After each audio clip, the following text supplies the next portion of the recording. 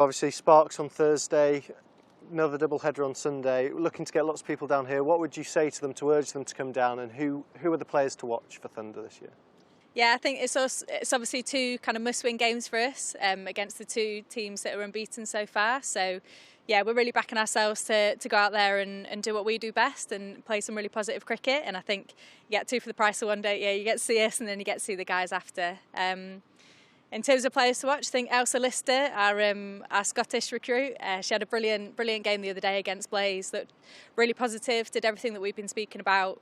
Is a great young talent coming through, hits the ball really, really hard. I'm glad I'm on her team. So yeah, definitely come down and watch her, and hopefully the rest of us get a couple of wins. Hi everyone, I'm Elsa. I'm Liv, we're flatmates, and we're playing Who's Most Likely To.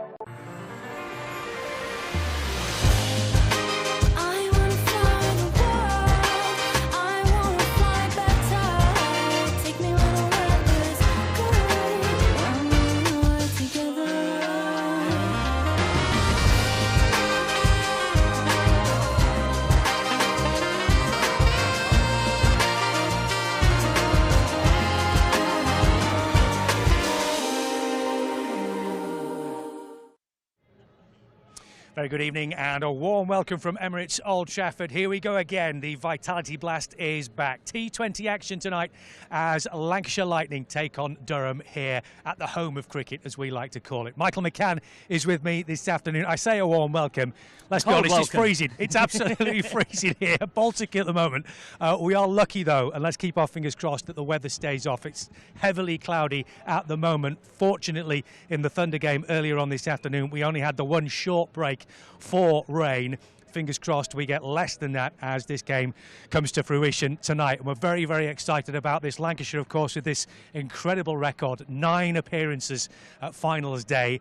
Only one team has done it more than them. I think it's Hampshire with 10.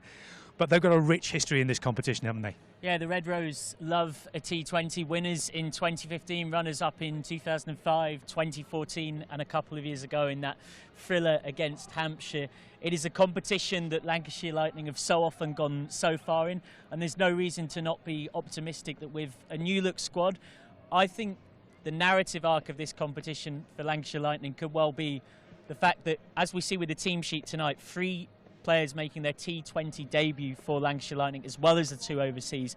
This could be the season where we really start talking about some of those youngsters making their mark in white ball on big nights under the lights. I'm just watching over our shoulder the Lancashire players getting nicely warmed up with the game ahead tennis, which they'll need tonight. There'll be extra layers on as well. But interestingly, we will see in the middle very shortly, Stephen Croft is going to be captaining the side this evening. That's because Keaton Jennings, we understand, has a slight injury issue, which means that he won't be playing this evening, which is a big blow for Lancashire when you consider, particularly against Durham, how he's performed in recent weeks. Absolutely. Keaton Jennings with those back-to-back hundreds in the championship win against Durham recently, with the runs at the top of the order, with his leadership will be missed. But in his own interview with our in-house channel at Lancs TV, he said, we'll get young Crofty back. Well, we'll get young Crofty back and he'll actually be captaining. And I say that because, of course, this season he's moved into a player-coach role, only playing in the T20s. But now, the 39-year-old, who so many of you watching at home will have fond memories from being a big part of that win in 2015,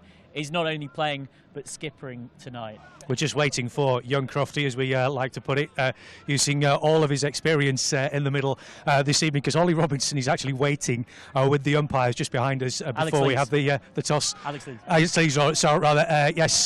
Before we get the toss.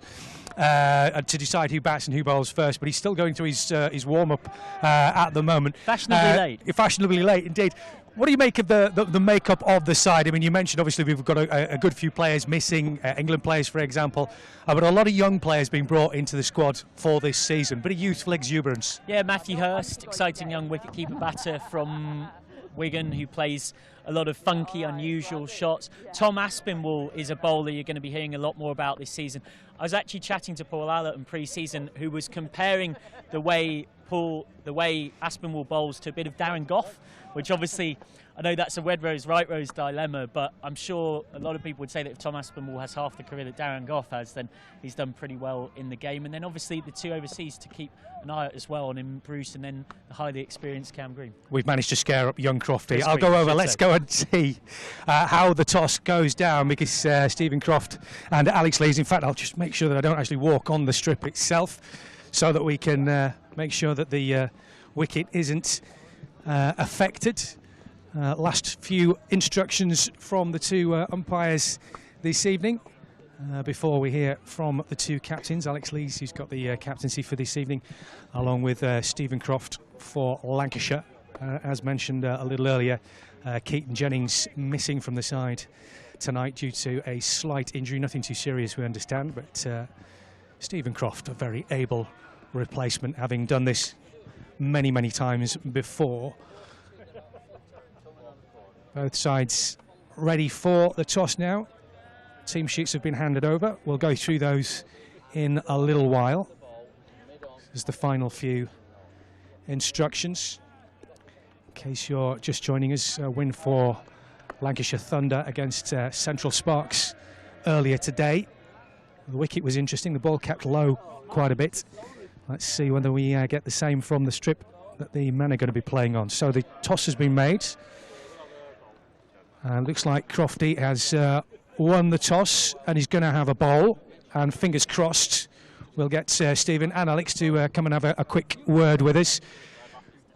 Crofty, good to see you again, mate. Here we go, one more time for another T20 season in the Vitality Blast. How excited is everybody about this tonight?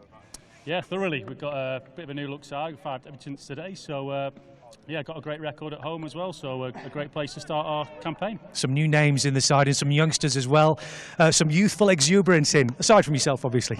Yeah, and they've put in some good performances already in different competitions, so they should be coming into this format with a lot of sort of experience, and they've put, like I said, put some great numbers on the board already, and should be nice and positive going into it. You mentioned some of your debutants, Chris Green, for example, coming in tonight. What can we expect from him?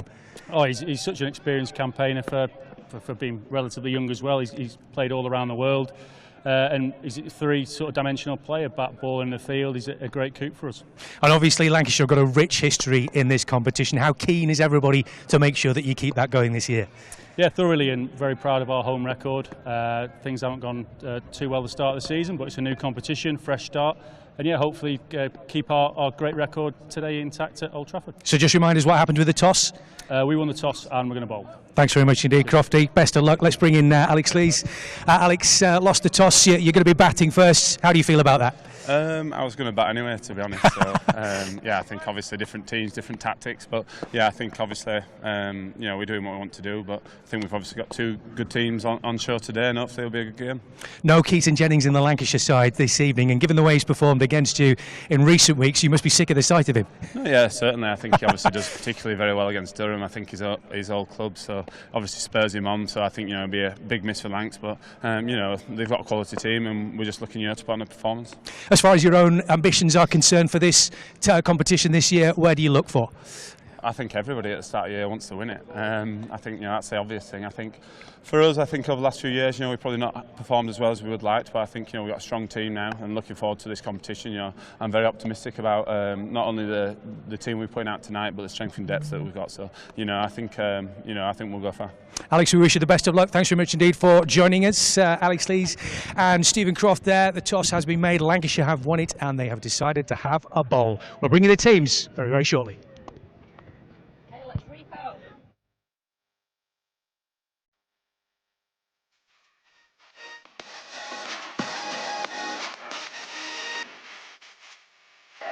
That is a monster hit. Oh, what a delivery! Oh my word, Luke Woods fires one in.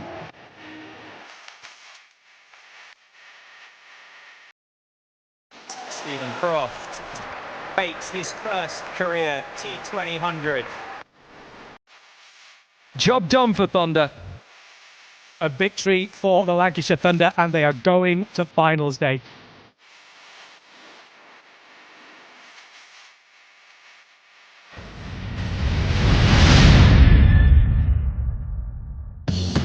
Welcome to Corner Dubai. Here's your key. Thank you. Let me help you with the bags.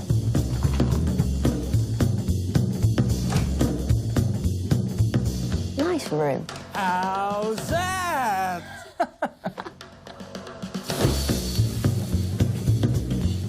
How's that?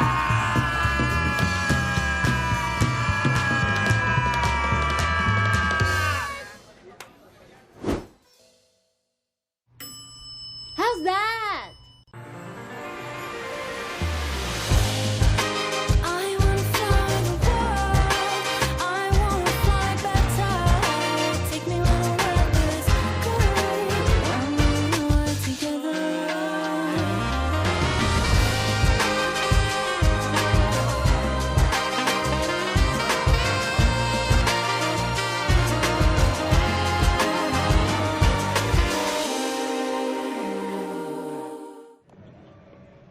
So, as you've heard, Lancashire Lightning have won the toss and decided to bowl. Time to find out who are on the team sheets this evening.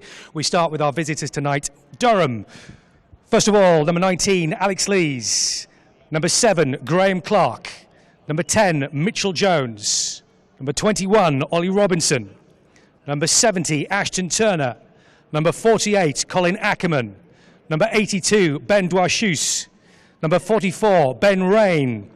Number 72, Nathan Sauter. Number 35, Matty Pitts. And number 17, Callum Parkinson. And your Lancashire Lightning side for this evening is as follows. Number 3, Luke Wells. Number 20, Josh Bohannon. Number 17, George Bell. Making his T20 debut, number 42, Tom Bruce. Making his T20 debut, number 21, Matty Hurst. Your captain tonight, Stephen Croft. Making his Lightning debut, number 93, Chris Green. Making his T20 debut, number 13, Tom Aspinwall. Number 14, having signed a new 2-year contract, Luke Wood. Number 4, Jack Blatherwick. And another debutant, number 38, Mitch Stanley.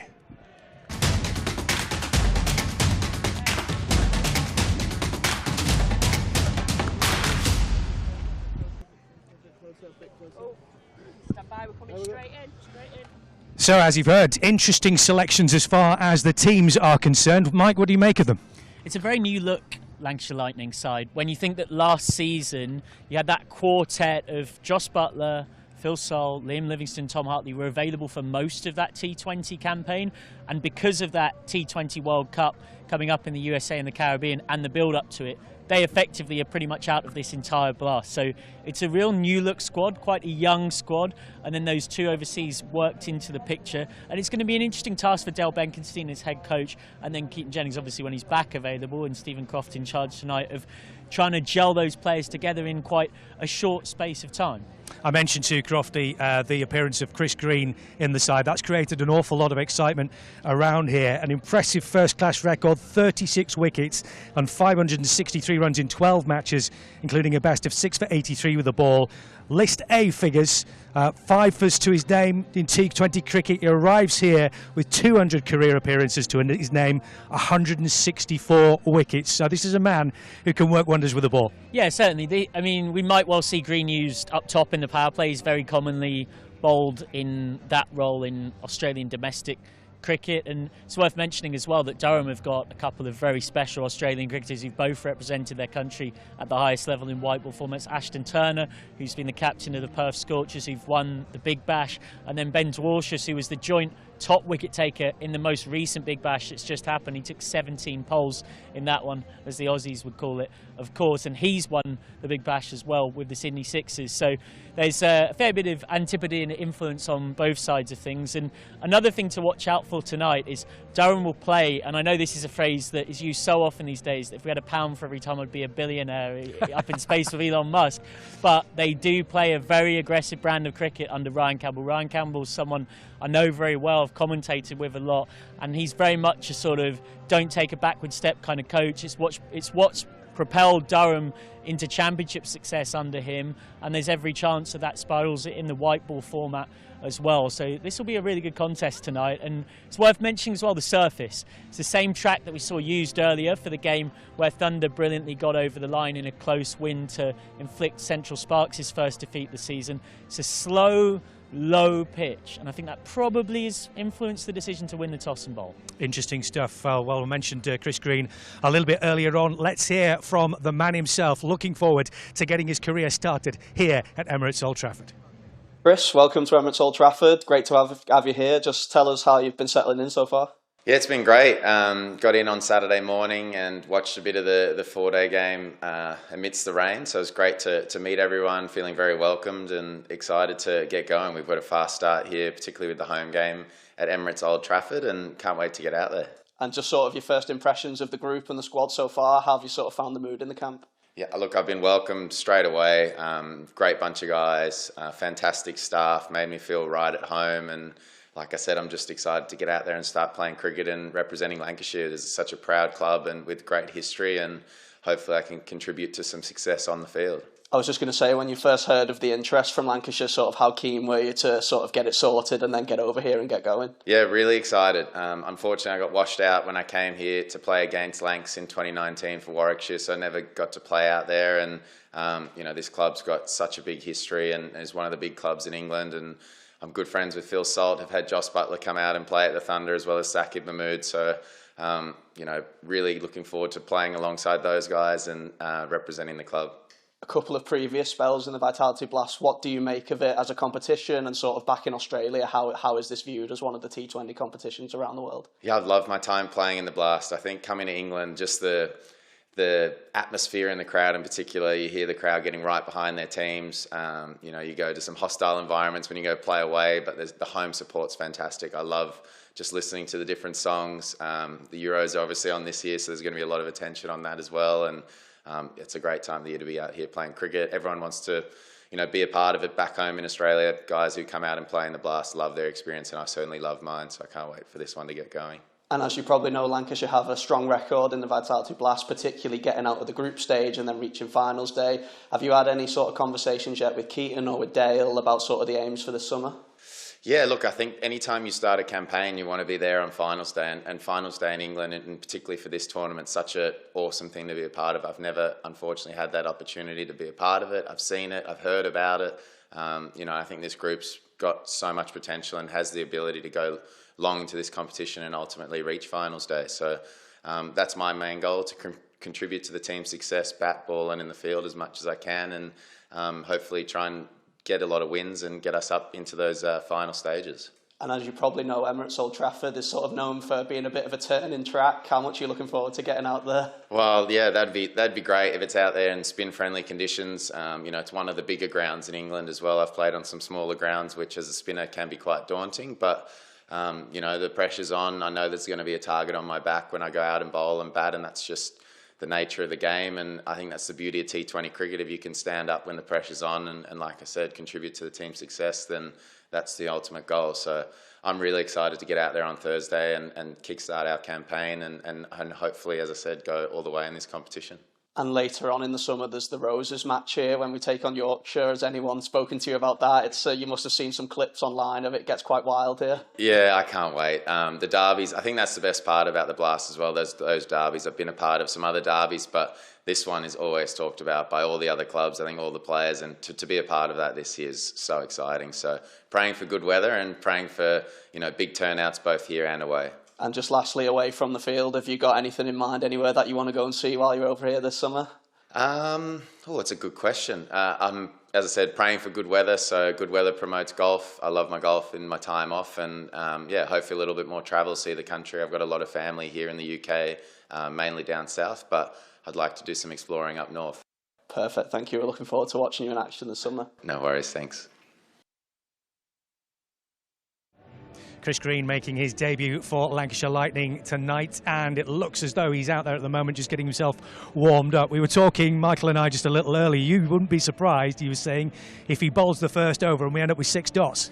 Yeah, I wouldn't be surprised if Chris Green bowls the first over. It's something that he's done right through his T20 career at domestic level to great effect. He was one of the first spinners a generation ago that really consistently used to be able to come in and effectively bowl what you might, and I don't mean this disrespectfully, call 6 darts. Straight on the bullseye, not too much flight, not above the eye line, and in the blink of an eye in a T20, a batter's like, hang on a minute, one of my 6 power play overs is gone. So I think they might just try and sneak an over of him in early. A lot of the time these days, and we saw this earlier on in the Lancashire Thunder game as well, it's quite common across elite men's and women's cricket now, you're not going to see many bowlers bowl spells of more than an over or 2, particularly in the power play, particularly to keep batters guessing wherever possible. So I think we'll see a green up front, and then we might get into the slightly more rocket stuff of a certain Luke Wood. Speaking of which, as I mentioned earlier, he signed a new 2-year contract yesterday. He had an absolutely terrific campaign last year. I think it was 18 wickets for Lancashire Lightning. It's brilliant to have him signed up for another 2 years here, isn't it? Yeah, Luke Wood is the kind of player that when you get a notification on your phone and it's like, hey, this guy's signed a new 2-year contract, that's a little bit of a Christmas present, right? We're in May, but it's still Christmas, yeah? Because 18 wickets, but it's about 18 million views. I'm sure if you totted them all up across socials of that Yorker, and if you're a Lancashire fan, you'll know the one I'm talking about. If you're not, Google Luke Wood, Alex Hales right now. You've got time before the toss to have a quick watch. In-swinging Yorker at 90 miles an hour that takes out the bottom of Hales' middle pole.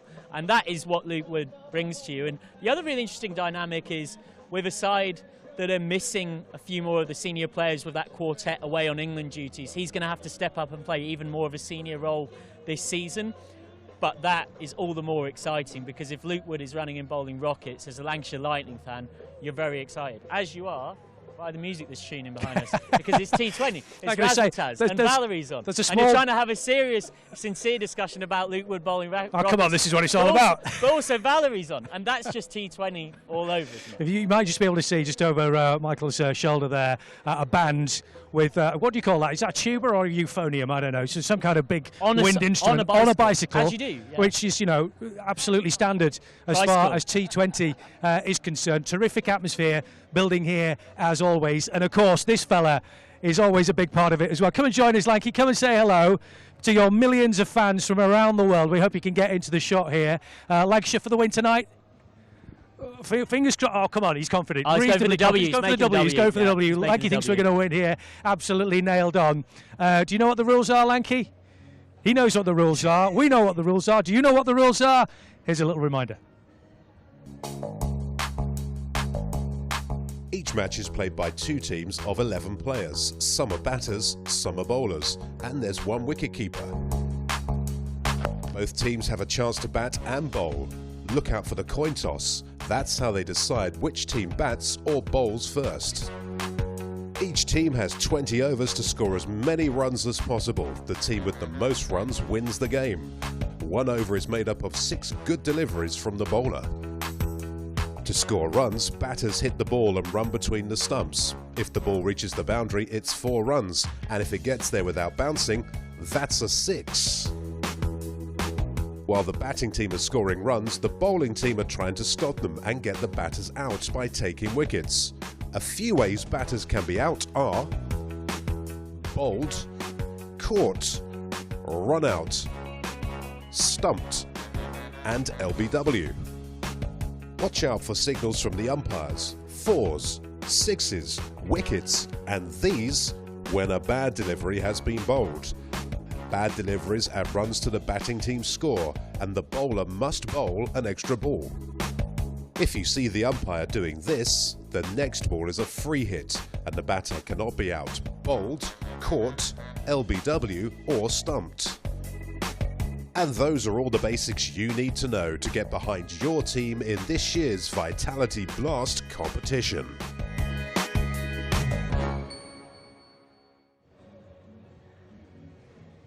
5 games going on in the Vitality T20 Blast tonight across the country, and of course we will keep you up to date with all the scores throughout our commentary from Emirates Old Trafford here this evening. But we are concentrating, of course, on Lancashire Lightning up against Durham. And Durham, I was talking to Alex Lees a little earlier after the toss. He was saying everybody at the start of this competition, they're all thinking they're in with a chance of winning it. It's a competition everybody wants to win. Yeah, as they should be. And Durham are a side that, as Alex Lees actually referred to when he was chatting to you, have had a few disappointing seasons when it comes to their T20 cricket. They haven't even got to a finals day since 2016. They've only ever made it to finals day twice, and of course that's only a semi-final spot.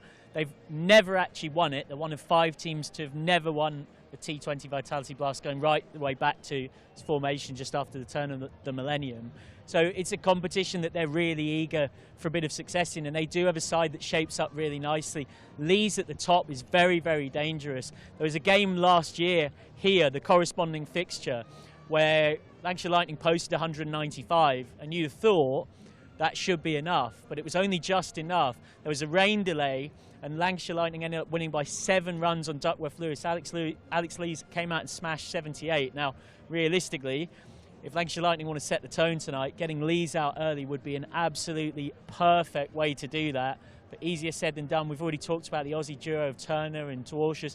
And then when it comes to bowling for Durham, Matt Potts up top, someone who a lot of people, including plenty of Durham fans, dare I suggest they might be the touchiest bit biased with this, would want to be seeing him a little bit closer on that England setup. Of course, with Ben Stokes playing for the same county as him, you'd think it'd be easy to keep tabs on what he's doing. But Matt Potts, no doubt, will be a big threat when Durham come to bowl. But for now, the big battle first up, I would say, is Chris Green with his spin if they go for him up the top, but then Luke Wood's Rockets against the likes of Alex Lees and trying to make some early inroads into that batting lineup. Be really interesting to see how things work out, particularly in terms of conditions as well, because as has been mentioned, we've got a thick, heavy cloud cover here. The floodlights have come on at Emirates Old Trafford. They'll need it to be on a little bit later on anyway, but maybe a little bit earlier than perhaps we were expected. There's quite a stiff breeze, it's a little bit chilly, and as Michael mentioned a little earlier, the wicket could be interesting as well. Quite a few balls in the earlier match.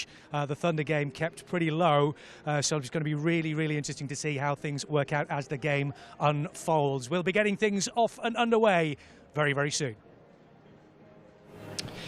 Thanks, Fraser. Yeah, welcome to the commentary box, where we're all set and pretty much ready to go. Stephen Moore, former Lancashire opening batter, title winner, is alongside me for the first part of this game. BBC Radio Lancashire listeners rejoining us as well here at Emirates Old Trafford. We've been looking at the strengths and weaknesses of Lancashire and Durham, and what they have to offer. There's a whole range of T20 matches taking place tonight in what is the first night of the fixture, with 2 games underway at 7. This one here and the game between Hampshire Hawks and Surrey is also a 7 o'clock start as well. The 3 games in action are Northamptonshire against Derbyshire, with Derbyshire batting first, with Lewis Rees, former Lancashire batter, opening the batting there with for Derbyshire, who are 40 for 1, so in the 5th over of that fixture. So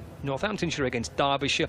Yorkshire against Worcestershire is underway at Headingley as well, and the Rapids have made a pretty shaky start. They've lost 4 early wickets, 23 for 4 in the 5th over in their match against Yorkshire at Headingley. And the 3rd game, which is underway, is in the South Group, Gloucestershire against Essex, where Essex are 29 for 3 in their fixture against Gloucestershire. So we'll keep across the scores and the performances through the course of tonight. We're about 10 minutes away from the start. Luke Wood plays for Lancashire Lightning tonight. We'll open up the bowling for Lancashire Lightning tonight. They've won the toss, Stephen, and they are bowling first on a pitch that's already been used. Yeah, well, I think Crofty seemed pretty comfortable with the decision, even though Alex Lees said he would have batted anyway. So I think both captains are happy with the situation, and we'll know in roughly 40 overs time whether whether that happiness is justified at this stage. But Yeah, Luke Wood's out there, loosening up his arm, and he's very experienced, and we know what we're going to get from Luke on a new pitch or a used pitch in terms of how he's going to go about his business and hopefully set a good tone for the team. It would seem like the first thing you do if you win the toss on a used pitch is that you bat first, because that's the best time to bat on a pitch that's already been played on. But so what would do you think, potentially, and I appreciate you've not been out there and looked at it, but what would be the general feeling if you're playing on a used pitch and you actually fancied batting last time? Well, first of all, you're saying that you're very comfortable and confident that the pitch is not going to deteriorate. Look, 40 overs isn't a long time anyway, so in 2020 cricket you don't often get a big change. What they might think there's a little bit of moisture in the air and dew, and if it does moisten up a little bit as the evening gets on, that can actually help with batting in terms of the ball can slide on a little bit.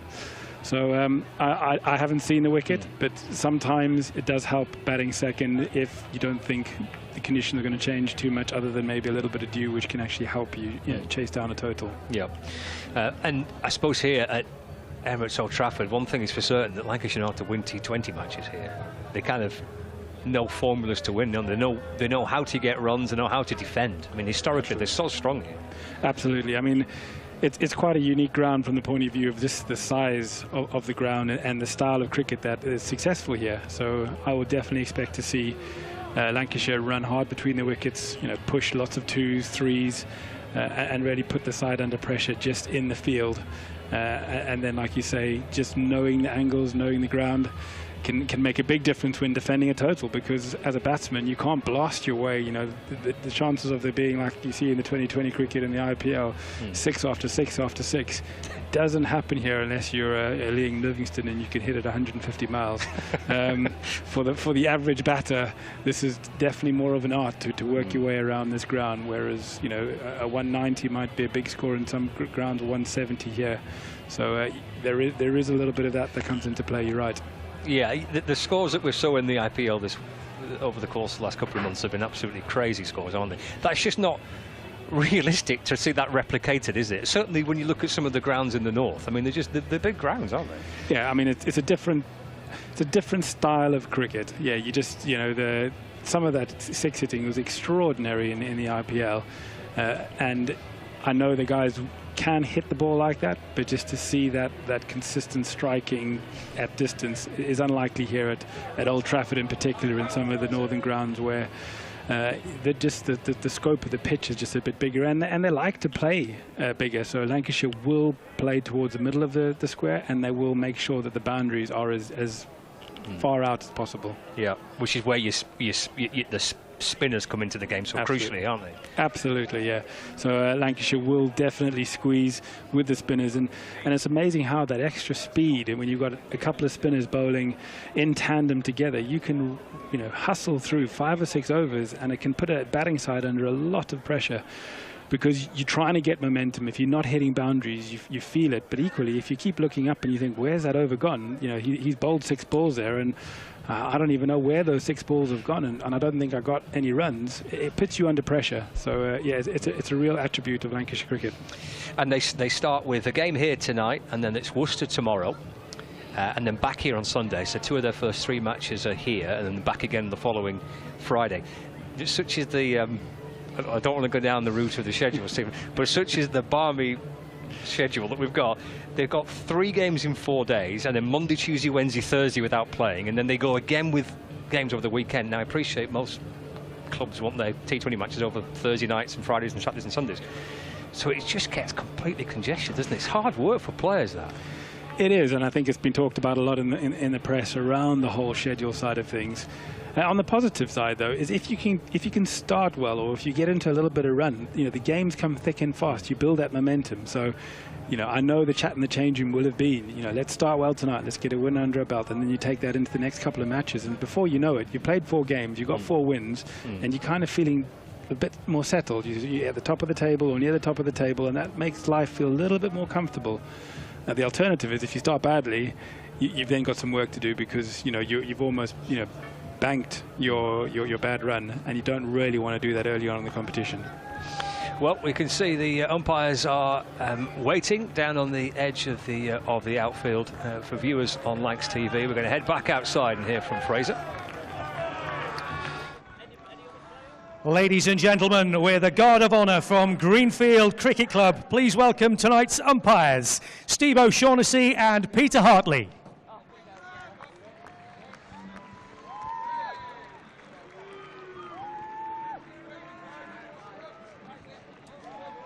And please welcome to the pitch the opening batters for our opposition tonight, Durham.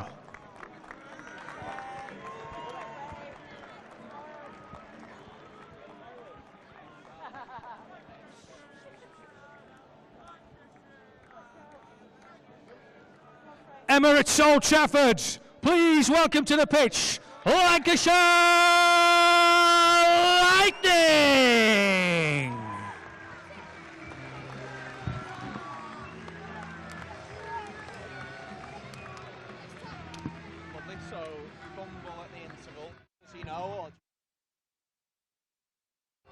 It's nice to see Stephen Croft back out there leading the side again, and it's your strong connection, Stephen, to Lancashire Lightning when you see Stephen Croft out there. He's still going, mate. It does. It makes me feel better about myself, that's for sure. But yeah, no, it's a fantastic testament to his professionalism that he's still out there doing his thing after all these years. It is remarkable, isn't it? Yeah.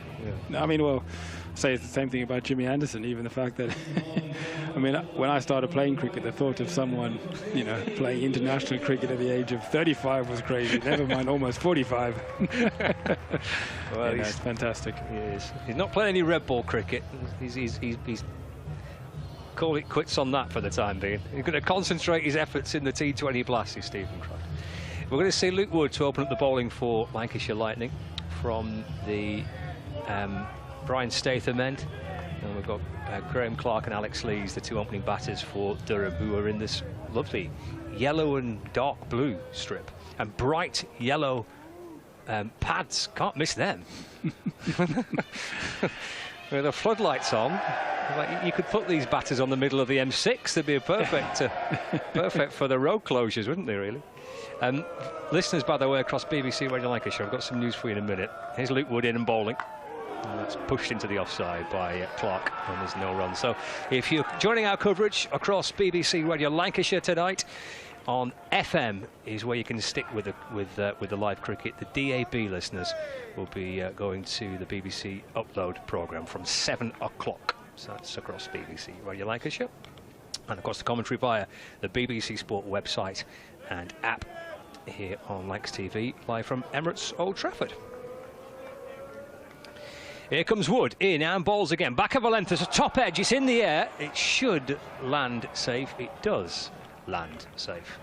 And up comes Josh Barhannon from the square leg boundary to field. And that's the first run on the board for Durham, one without loss. Absolutely, that's exactly what you expect from Luke Wood. He's going to run in, he's going to hit the wicket hard, and that one just reared up, climbed up on the batsman, trying to play a pull shot, and didn't really get anything of it, and was very lucky for that to land in the middle of nowhere, really. We're probably on one of the pictures slightly to the right as we look.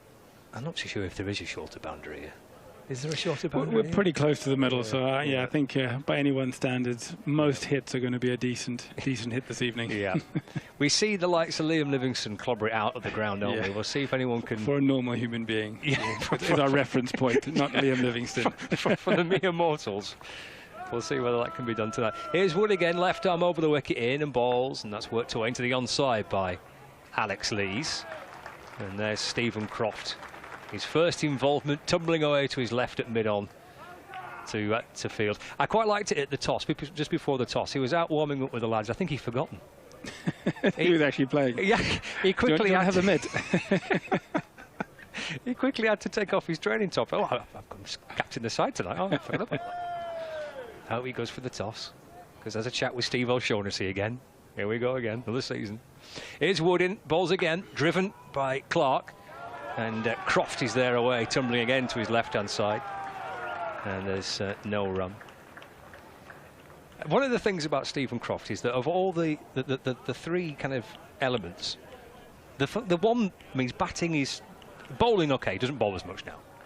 but his fielding levels have just never dropped. It's ridiculous. No, he's always loved his fielding, and he's always relished it and had a huge amount of confidence. And yeah, it's just stayed with him, hasn't it? Yes. Wood balls again. Let's run away through backward point by Clark down towards Jack Blatherwick on the deep third boundary. So a single for Clark. He moves on to 2. So 3 without loss with 1 ball left at the first over of this match. The conditions here are dry at the minute. We had a little bit of rain around in the first match, in the women's match. We had a slight delay for rain. But I've got to say, there's some filthy looking clouds. It's a proper grey Lancashire evening, isn't it, tonight? Doesn't look very summery, does it? Here's Wood in again, balls. Oh, that beats Lees, who's just having a little grope at that outside the off stump. And through into the gloves of Hurst. Super way to end the first over of the match. Yeah, 3 without loss. That's a really nice first over. Good intent, hit the wicket hard, and you can see that last shot there, really, Lees not really doing anything with it. Not a defensive stroke, not an attacking stroke, and I think that's what Lancashire are going to try and do, obviously, in these first 6. If they can keep that positive momentum, keep that attacking mentality, and make sure that Durham side stay on the back foot. So 3 runs off the first over. Oh, we're going to see some spin. Chris Green straight into the attack from the James Anderson end. It's the first time we see Green making his T20 debut for Lancashire. He has an absolute wealth of T20 experience. He has played in exactly 200 T20 matches now in all these different competitions around the world. From the Big Bash to the IPL and the Pakistan Super League. He's played for the Birmingham Bears over here, and it'll go with Middlesex at one point as well. He's played loads of cricket, plus an international appearance as well for Australia. But here's Chris Green on debut, slip in place. Big appeal for LBW. He's down on one knee, and a shake of the heads from umpire Steve O'Shaughnessy. Not out. You're not having that one, he says. That was a great way to get into it. A little bit of an arm ball, just foxing the batsman there first up. First early shout for Chris Green. He's creeping back in again to bowl over the wicket to Clark. Step to the leg side, just chops it away into the offside. There's a little bit of hesitation between the 2 batters, but they agree on a single by the time George Bell comes up to field. So 4 without loss. Clark on to 3. So yeah, they've brought in Chris Green, big, tall off spinner. He might enjoy these pictures here. Well, I was about to say, interesting to see how he goes about playing on the Lancashire wicket, what pace he bowls, and how he manipulates his field around, to be honest.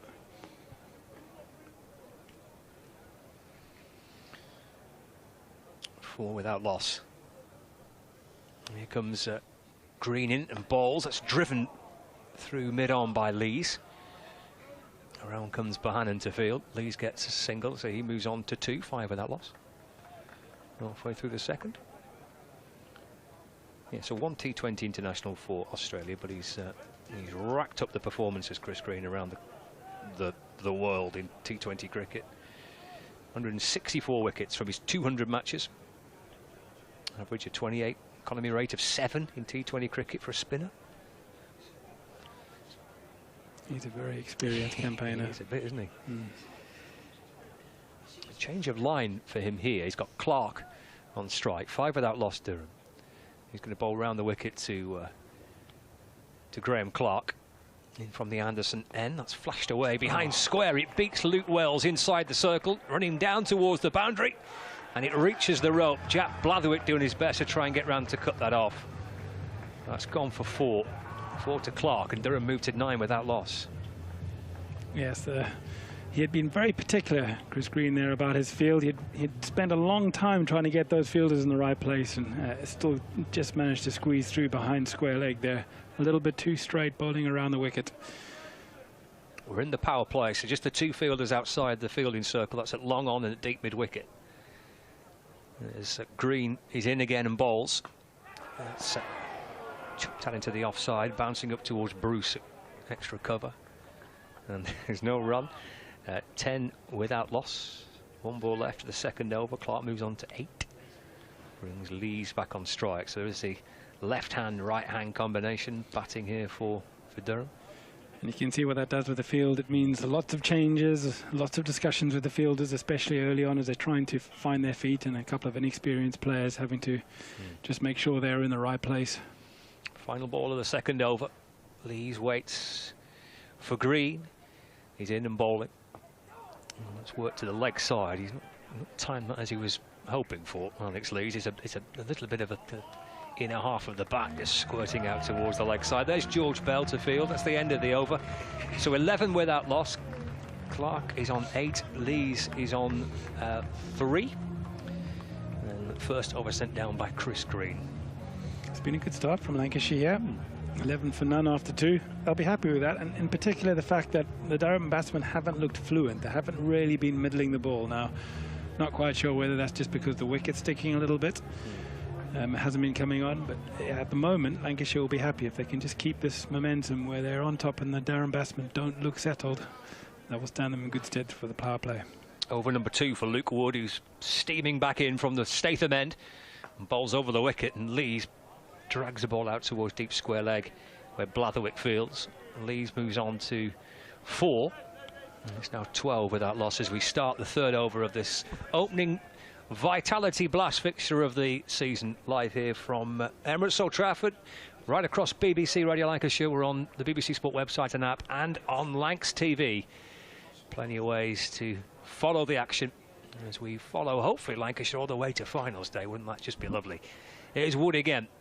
Left arm over, balls dragged away to the onside, picked up at mid-on, shy at the stumps from Chris Green.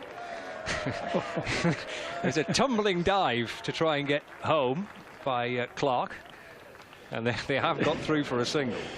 Yeah, he was. I think he was going to be short of his ground there with the direct hit, and it looked like in his efforts to get there, his brakes weren't going to quite stop him once he got past the stumps, and it was a tumbling stop. But yeah, you're going to expect that in the field. They're going to try and hit. They're going to run a lot, and it's definitely if Lancashire can keep the twos down, that'll be a key to this evening and on a big ground.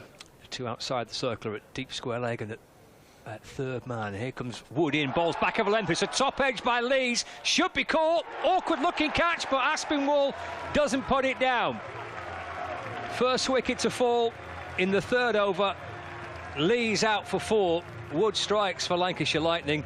Durham are 13 for 1. Yeah, much like the second ball of the game there, dinging it in with his pace. Luke Wood rushing the batsman and getting a top edge, and this time not landing in no man's land. Nicely caught by short fine leg. The position, I never like that position. It's come in handy this evening for Lancashire, and they'll be happy with that as the first wicket. You can see Luke Wood really celebrating hard there off the back of that short ball, and yeah, 1 down. So Luke Wood went to go and ding it in. Is that a technical term that we need to be able? Ding it in. Ding it in. Absolutely, Right, yeah, okay. absolutely, yeah. Right. I'm going to look out for this more often from Luke Wood. He's got a nice fast arm action, Luke Wood, which means he can definitely rush you on the short ball. And he does use it to effect in one-day cricket, and it's something I think is coming in more and more into one-day cricket now in a bowler's armoury.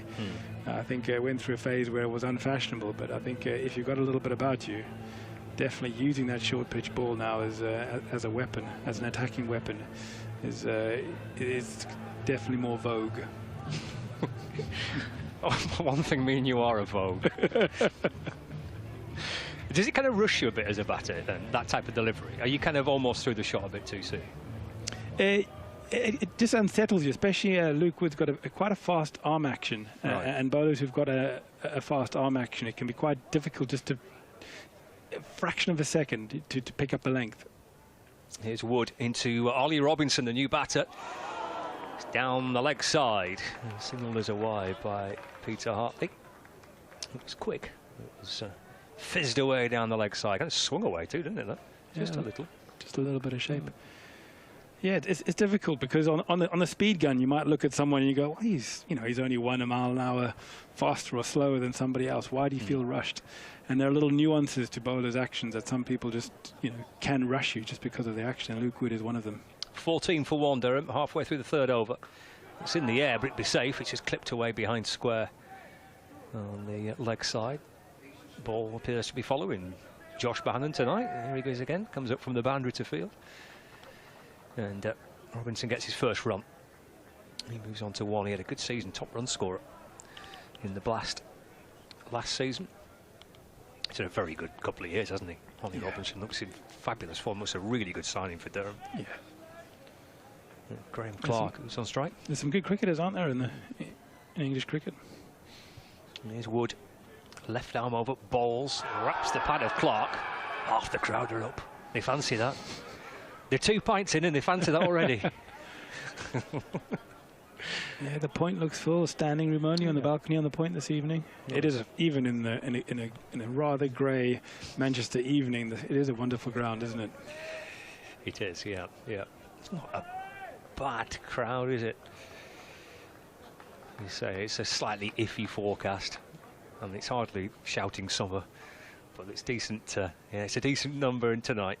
Again, that's just the back of a length delivery by Wood, which Clark tries to pull away. Plays under it through to Hurst. End of the over. 3 overs gone.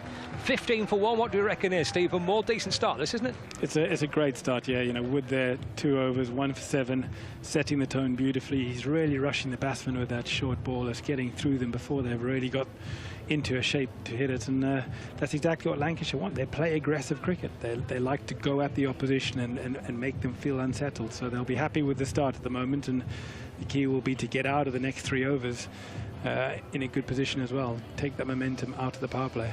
Will the Lancashire coaching staff be happy with those first 3 overs? I probably would think Yeah, so. I think you're happy, yeah. 15 for 1 after 3. He'd be happy with that, won't he, Dale? He'll be happy. Yeah, he looks quite relaxed, doesn't he? Start of the 4th over. Here comes Green, in and balls. That's off the back foot and played away through the offside, but for no run, picked up by Bell at backward point. So we're halfway through the power play. First 6 overs where the fielding restrictions are in place. 15 for 1. Feels like a bit of a sluggish start, but these things can change quickly.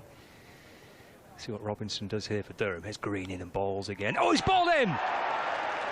First wicket for Green. He peels away in celebration. Robinson's gone. Potential danger man for Durham. He's been bowled by Chris Green for just 1, and Lancashire pick up the 2nd wicket in the 4th over. It's 15 for 2. Yeah, another theme of the evening there. Just rushed him. He tried to give himself room, back away, and hit that ball through the offside, but it just skidded through, beat him for pace. He had left his stumps wide open, and it just careered into middle stumps as he was trying to hit that through the cover point area, and he was nowhere near it. Beaten for pace. Lovely bowling from Green. And he's made an impact straight away. And we talked about how much T20 cricket he's played, and he's played in tons, hasn't he? Oh, yeah. But it's still nice to make that early contribution when you're in a new side, I guess. Absolutely, and you can see the confidence. You know, he's smiling. You know, he's been talking to Crofty at mid-off a lot, but you can just see he's dictating. He knows what he wants to do. He's moving the field. He's in control of his over, and you can see that's coming out in the confidence that he's got on the field. And that's a great example for some of the younger guys to see as well, to watch an experienced player go about his business and actually control and understand what they want to do. Colin Ackerman's a new batter for Durham, another recent recruit. He's had an outstanding few years at Leicestershire in different formats for the Foxes, but he's now a Durham player. Here comes Green in and balls. It's muscled over mid-wicket out towards the wide long-on boundary. Bahannon's there again. And Ackerman gets his first run of the evening. So it's 16 for 2. We're in the 4th over. Under floodlights with cloudy skies, but it's nice and dry. That's the main thing. At least we've not got a soggy start to the Blast this year. Nice and dry, and fingers crossed we get a full game. And hopefully back-to-back Lancashire wins. The Thunder beating Central Sparks in the first match earlier today. Can Lightning back it up in the evening game? Here's Green. And balls to Clark. That'll be a single, just nudged away towards mid-wicket. He moves on to 10. Score moves on to 17 for 2. To bring Colin Ackerman back on strike. And again, Chris Green just altering his fielders to the leg side fielders. Long on, just below the point. And There's a deep square leg to the left of screen for the viewers on Lax TV, in front of that vacant part of the ground where the temporary stand will be built at some point. It's nudged away by Ackerman. Just dropping it in towards the onside. This is turning into a very, very good second over by Chris Green. Dot ball, wicket, single. Single and a dot. Here comes Green. In and balls again to Ackerman. That's played on the bounce, back down the pitch and gathered by Green off his own bowling. Super stuff, 17 for 2 after 4. Gets better and better. He does. I think, yeah. I think Dale Benkenstein will be asking for a cup of tea on the balcony there soon if this continues. It's what it'll do though, it'll make it interesting to see what Stephen Croft does with his bowlers now. Having such a good start, he's going to go for a third over forward, keep this momentum on. But obviously these are overs he's taking out the back end of the innings. When Durham now will be looking at recovering this at some point. So these are all the things you have to take into account when you're trying to get through 20 overs. Stephen Croft will be thinking what he does with his bowling lineup. Well, he's made a change from this end. Luke Wood's out of the attack. Tom Aspinwall's in. It's off the back foot. It's not timed. It's caught by Green at mid-wicket, and Clark's gone. And Aspinwall, with his first ball in T20 cricket for Lancashire Lightning, picks up his first wicket. He's having an outstanding couple of weeks, whether it's the red ball or the white ball, Tom Aspinwall. And Durham have lost their third in the 5th. It's 17 for 3. That's not a bad way to start your T20 career, is it, that? For Lancashire.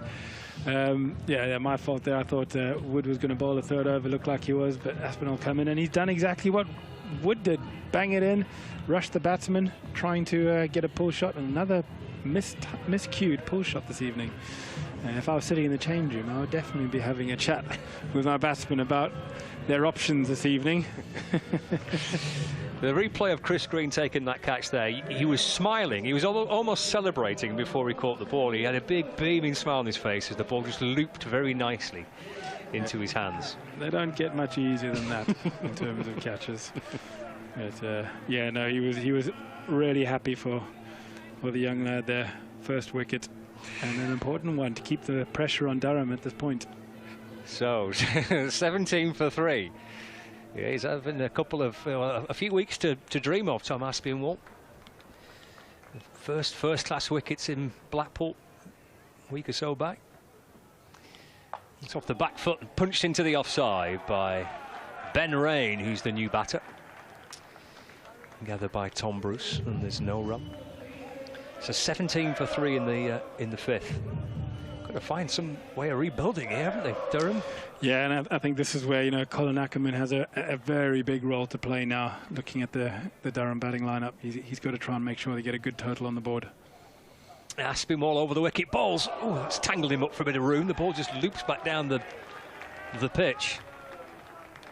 And there's no run. It's a great start, this, by Aspinwall. Sent that one down. Tried to whip it away to the onside. It balloons up back down towards the young bowler. And there's no run. 17 for 3. Yeah, it looks like a little bit of light rain in the air as well here. So. Don't be saying that there is, you're right. Aspinwall in, balls to Ben Rain, who does really well to ramp it over short fine leg down towards the boundary. It'll skid up towards the rope and it beats the dive of Luke Wells. And it's 4 runs for Rain. And we've got 2 balls left of the 5th over, and it is coming down a little heavier now, unfortunately. Let's hope it's going to blow through, but they're kind of a little bit more keen to play through it in T20 cricket, aren't they, than go off. But it can be a bit borderline at times. You can't play in Armageddon, can you? But, 21 for 3. Aspinwall in, balls. That's looped away off a leading edge. Down towards short third, they scamper through for a single. It's actually ballooned. He's been given as a leg by, so maybe off his glove, perhaps? It looked like a shoulder, first glance, but yeah, I think Lancashire will be quite happy to stay out here in these conditions and keep the pressure on. Yeah. And Durham will be squinting at the umpire going, you sure? You sure this is not time to go off?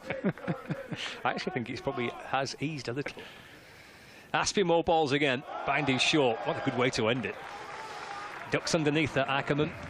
22-4-3, 5 overs gone. Ben Rain on 4, Colin Ackerman on 1, and Tom Aspinwall with just the perfect first over. Brilliant first over, and it really looks like Lancashire have got this ball talking from short of a length. It's really rushing the Durham batsmen. Anything short, they look like they're struggling with their timing, and it's causing them problems. So it's yeah, a great start for them.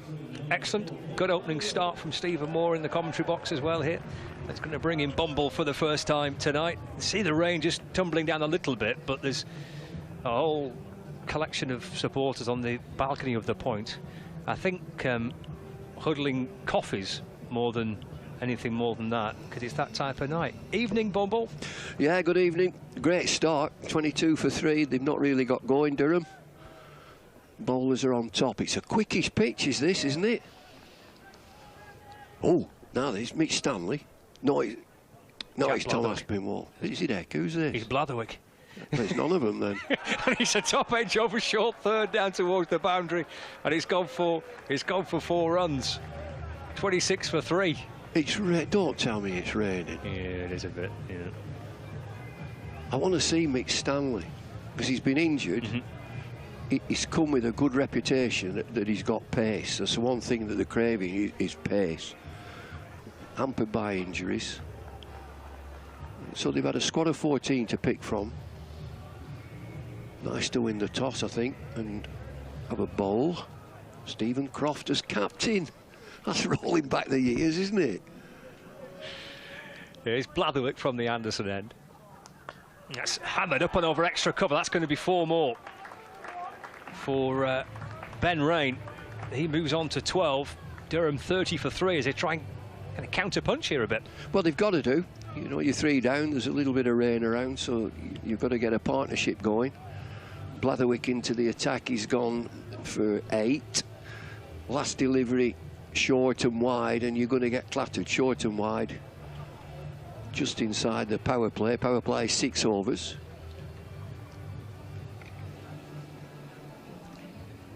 $12 for Rain from just 6 balls face, so maybe he has injected a little bit of spark into this Durham lineup. Let's play back down the pitch. Oh, brilliant by Blatherwick. Rain, the man out, and Jack Blatherwick takes a terrific catch off his own bowling. Hit for successive 4s. His comeback is the end of Ben Rain. He's gone for 12, and Blatherwick take a bow. It's 30 for 4. Well, this is special.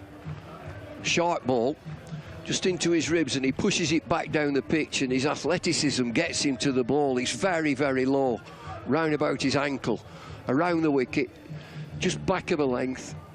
It's an outside edge. It's a super catch, it really is. He looks fit and he looks strong, Jack Blatherwick. But I can tell you the momentum taking him down the pitch and then to look up and to change direction, that is a super catch. And it's 30 for 4 halfway through the 6th over. It's a brilliant reaction off his own bowling by Jack Blatherwick. And Ashton Turner, who's got a stack of experience in T20 cricket, is the new man out. Outstanding outstanding power play this for Lancashire Lightning. We've got 3 balls left of it. But we just said about it, you've got to counter punch and keep going. Then they lose another wicket. 30 for 4. Here's Blatherwick in and balls. It's defended by Turner. Just nudges the ball away into the onside and picked up by Blatherwick off his own bowling. I think they were the super right at the beginning, Lancashire Lightning, with Luke Wood, with good pace on a good pitch, a pitch that's got a little bit of pace. And then you see the off-spinner, Green, come into the attack. He bowls it quickly, got a high action and bowls it quickly. And I thought they got off to a great start. 2 balls left for Blatherwick of his first over of the night.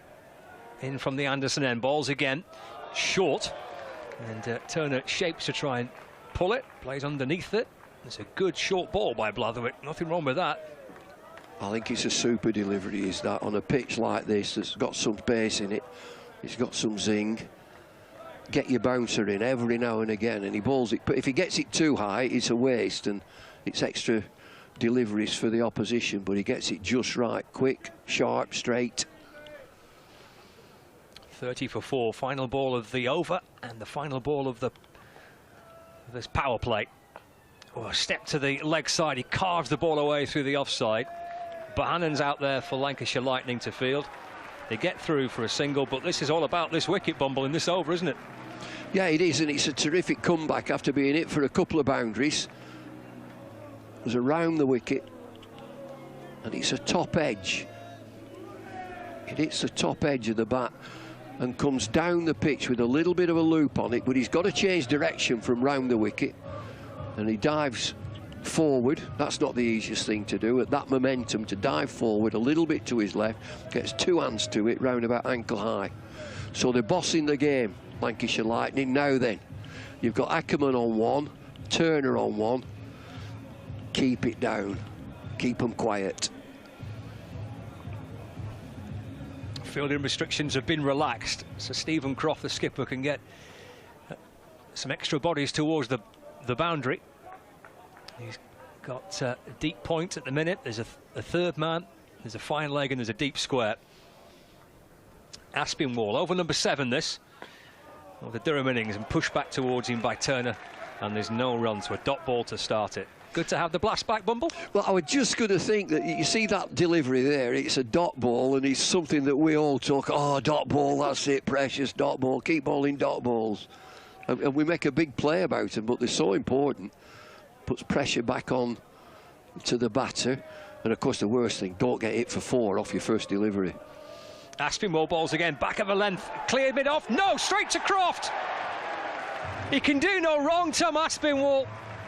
It's a dream start for him tonight, and his old skipper's taken the catch at mid off, and it's 5 down now, 31 for 5. Aspinwall with his second wicket, potential key man as well. Ashton Turner's gone. I just wonder whether this pace is too much. I mean, they're being hurried. The Durham batters are being hurried into the shot. Again, that's a quickish delivery. He's not rapid, Tom Aspinwall, but there's good bounce in this. It gets round about chest high, and it hits about the sticker on the bat, and just lobs up to Stephen Croft. Look at him. How old's he? He's as old as me, Stephen Croft. Captain in the side. I thought he'd retired years ago. He's keeping going. He looks fit, doesn't he? It's that CA from Blackpool. There's a seaside place called Blackpool that's noted for fresh air and fun, where Mr. and Mrs. Ramsbottom went with young Albert, their son. The grand little lad was young Albert, all dressed in his best, quite as well. Anyway, Tom Aspinwall's coming in. That's quite enjoying that. 31 for 5, in and balls. Oh, he's bowled him! 2 in 2! He's on a hat-trick, Aspinwall! A big beaming smile on his face, mobbed by his teammates. Third wicket of the night for him, 6 down, 31 for 6. Oh, would you look at this? They talk about Yorkers in the game. This is perfect. Quick, straight, and it's castled him. Furniture all over the place. What a game this is for Lancashire Lightning. Durham 31 for 6. Aspinwall in. New batter, it's perfect. He's right on the crease. Look at the bails flying everywhere.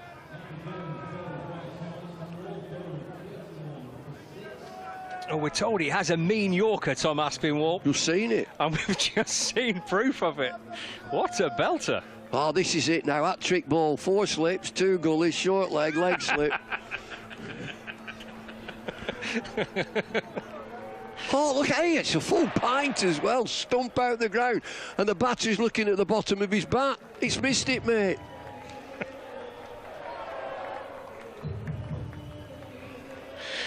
$31 for 6. Pooh. It's 2 in 2 for Aspinwall. Chance of a hat-trick, and Potts on strike. Over to you, Aspinwall. In and bowling. He's gone for it again. Targeting the pads. It's flicked down towards fine leg.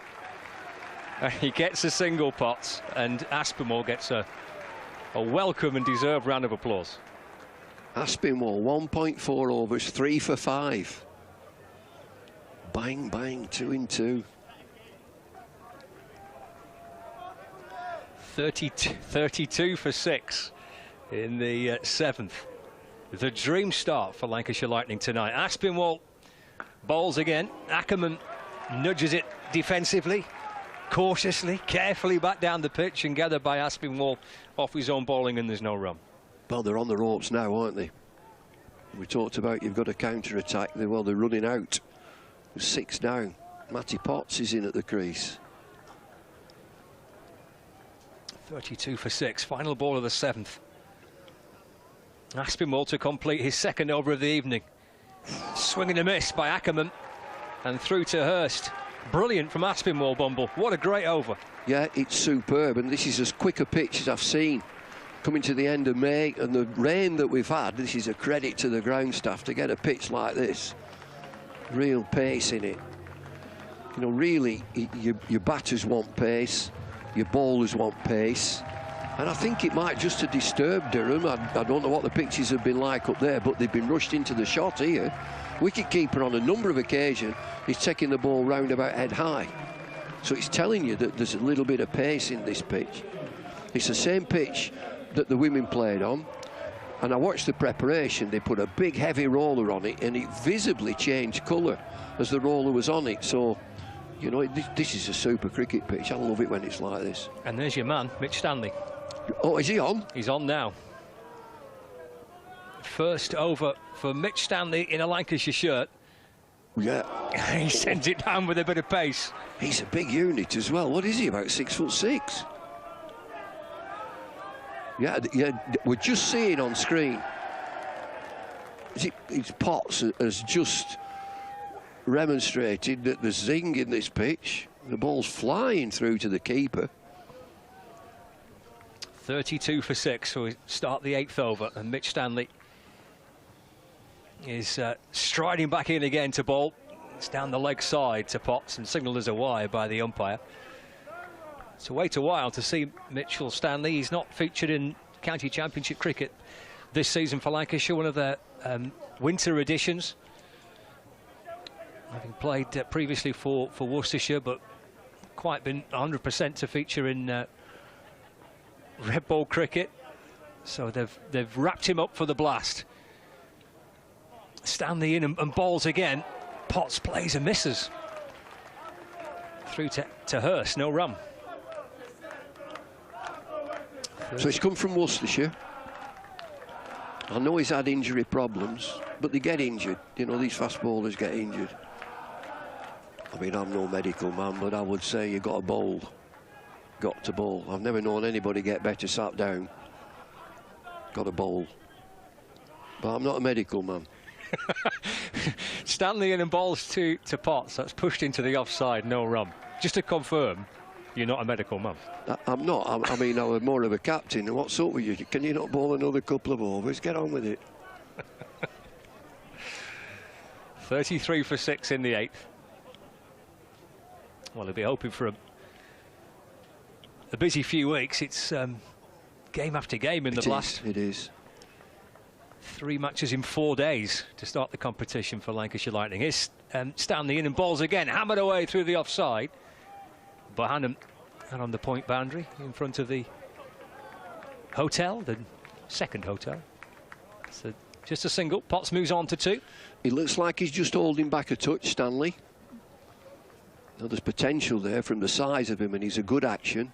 And he's got a good reputation. People that say when he plays, you can see that he's got pace. But I just think, just in this over, well, let's put it this way, he looks to be easing into it. Let it go. Let the break off. Into Ackerman this time. Goes short, and Ackerman crouches underneath it, bends his knees, and through it goes to Hurst. I think when you see a pitch like this, Scott, you've got to be using your short ball, because they're going to duck under it. We've seen a couple try and take it on and get out. And so you've got to use that short ball, because it'll be a dot ball and it's a threat. Final ball of the 8th over. Good start, though, by Stanley here. Maybe a few butterflies. Debut from the Anderson end. First match for Lancashire. Waited a while to see him, but he's settled in nicely. Can he complete his first over? In and balls. Gone for a big shot out towards the leg side. There's no one there. That's all the way for 6 for Ackerman. and he moves on to 7, and it's 40 for 6 at the end of the 8th over. Yeah, unfortunate end to that Stanley over. He's gone for 6 there. Why has he gone for 6? It's a nothing delivery. It's not that short ball that's round about throat high. It just sits up nicely. It's just sort of a length. And it's easy to just get on that back foot, wait for it and push it over deep mid-wicket. He's pushed it a long way. With a bit of fancy dressing, first time. And you mentioned these matches will come thick and fast, and they will. It's going to be great fun. Just give us a bit of weather, give us a bit of sunshine. Cricket will be fine. It'll take care of itself. This is a great competition. Here's Aspinwall back in, balls again, full of length, and it's punched away. It's a lovely shot. There's a chase on for Croft. Captain Croft trying to catch up with it. Can't get to it. 4 runs for Potts. Nailed that one. Yeah, he's on the front foot, driving through extra cover. I wonder what they're thinking now in that Durham dressing room. How many can we get? We've got to bat 20 overs if possible. We're 6 down. So 12 overs. How many can they get? Another 60, 70? Can they get 80? They've only 4 wickets. Potts on 6. Aspinwall in and balls. That's a thick edge down towards the 3rd man boundary. 4 runs, 48 for 6 now. Short and wide by Aspinwall. Potts gets 4 more for it. And they've just gone, Lancashire had just gone 6-4-4 against. Why have they gone that? Poor balls. 3 really poor balls, where the rest of it has been super. 48 for 6, 8.2. There's Aspinwall, Statham end, over the wicket, balls against, back of a length, Potts up on his toes. He's trying to run it down towards the offside, picked up by Tom Bruce. At backward point, and there's no run. It's a dot ball. Wonder if the shackles will come off with Tom Bruce. He's not had anything like what he wanted in the red ball. You know, an opportunity to play some shots here. 48 for 6. Aspinwall sets off again. He's crouching forward and then bustling his way back in over the wicket. Deep in the crease, Potts will punch it up towards mid-on. He's Wood with a pick-up and throw. It's been the AGM over there in the point. It was packed. Just had a peep in. It was, every seat was taken. They seemed to be all right. Peace broke out eventually. Excellent. Nice to hear. Then Phoebe and I did a Q&A afterwards and not a soul listening. Aspinwall balls to Ackerman. That's in the air. Bruce is underneath it. Bruce takes the catch. It's going from strength to strength. Tom Aspinwall's night tonight. He's picked up his 4th wicket. And it's 7 down, 49 for 7. Ackerman's gone. And Tom Aspinwall is having a dream evening. Well, he picked up his first 5 for in red ball cricket, and I should think these are his best figures in T20 blasts, certainly. 4 for 14. And again, it's banged in. Top of the bat, skews off, high into the air, just a backward point. A safe pair of hands. Yeah, he's hit the pitch hard there, Aspinwall. And again, it looks as if he's come off the sticker on the bat. Just gone tamely up into the air. So we're at the end of May. Crowd is wrapped up, isn't it? It's not short sleeves and shorts. They're wrapped up.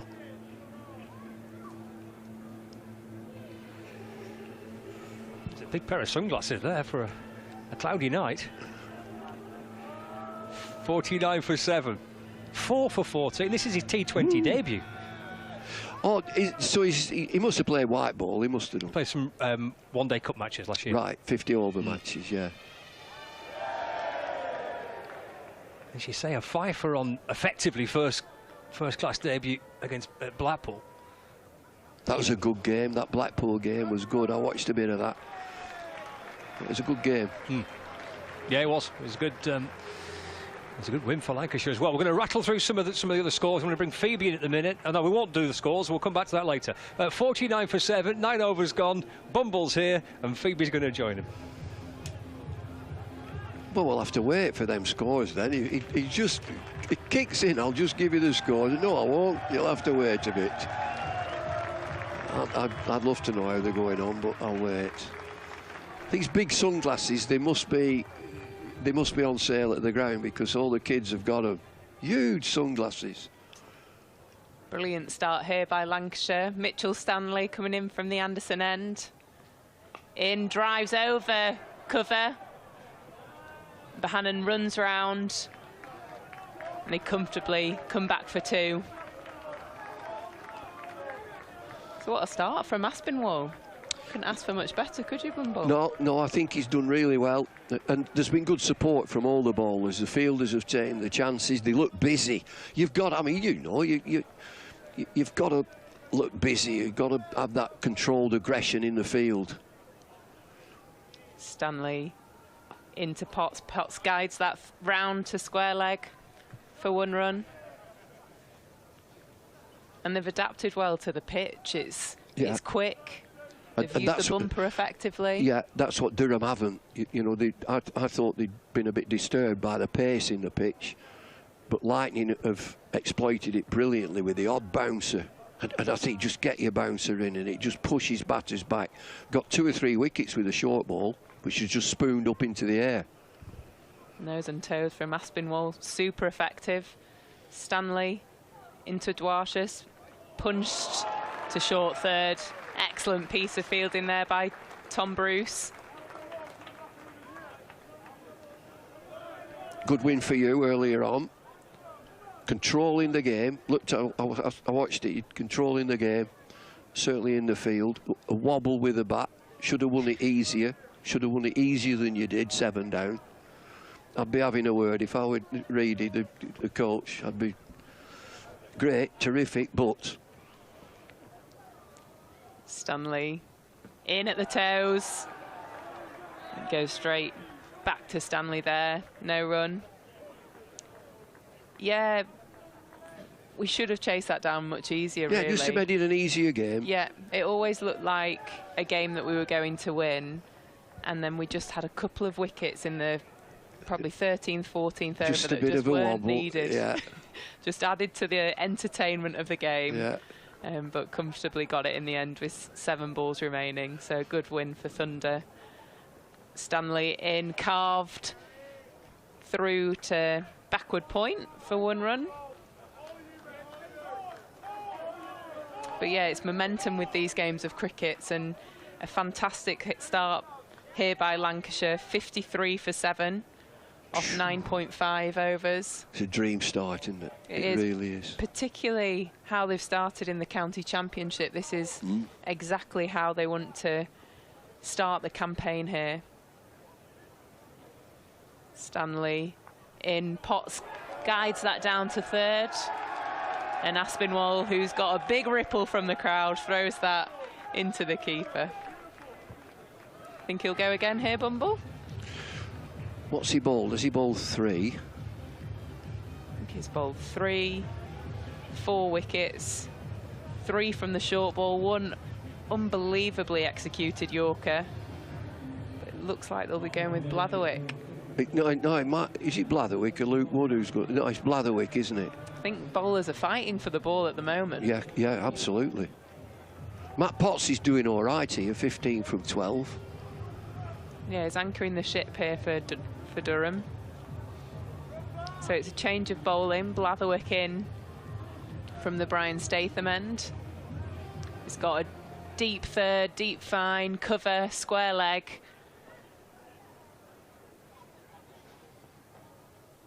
In and straight through to the keeper. Lovely shape away from the bat there.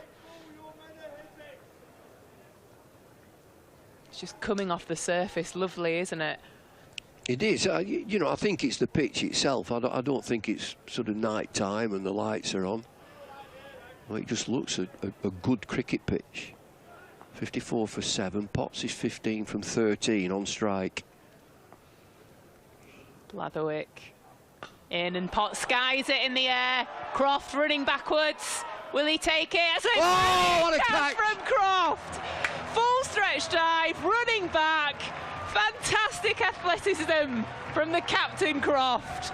What a smile on his face. That is absolutely brilliant. You know, he's one of the elder statesmen. He's on the coaching staff. Captain Jennings has a back spasm, doesn't play. Crofty, you captain the side.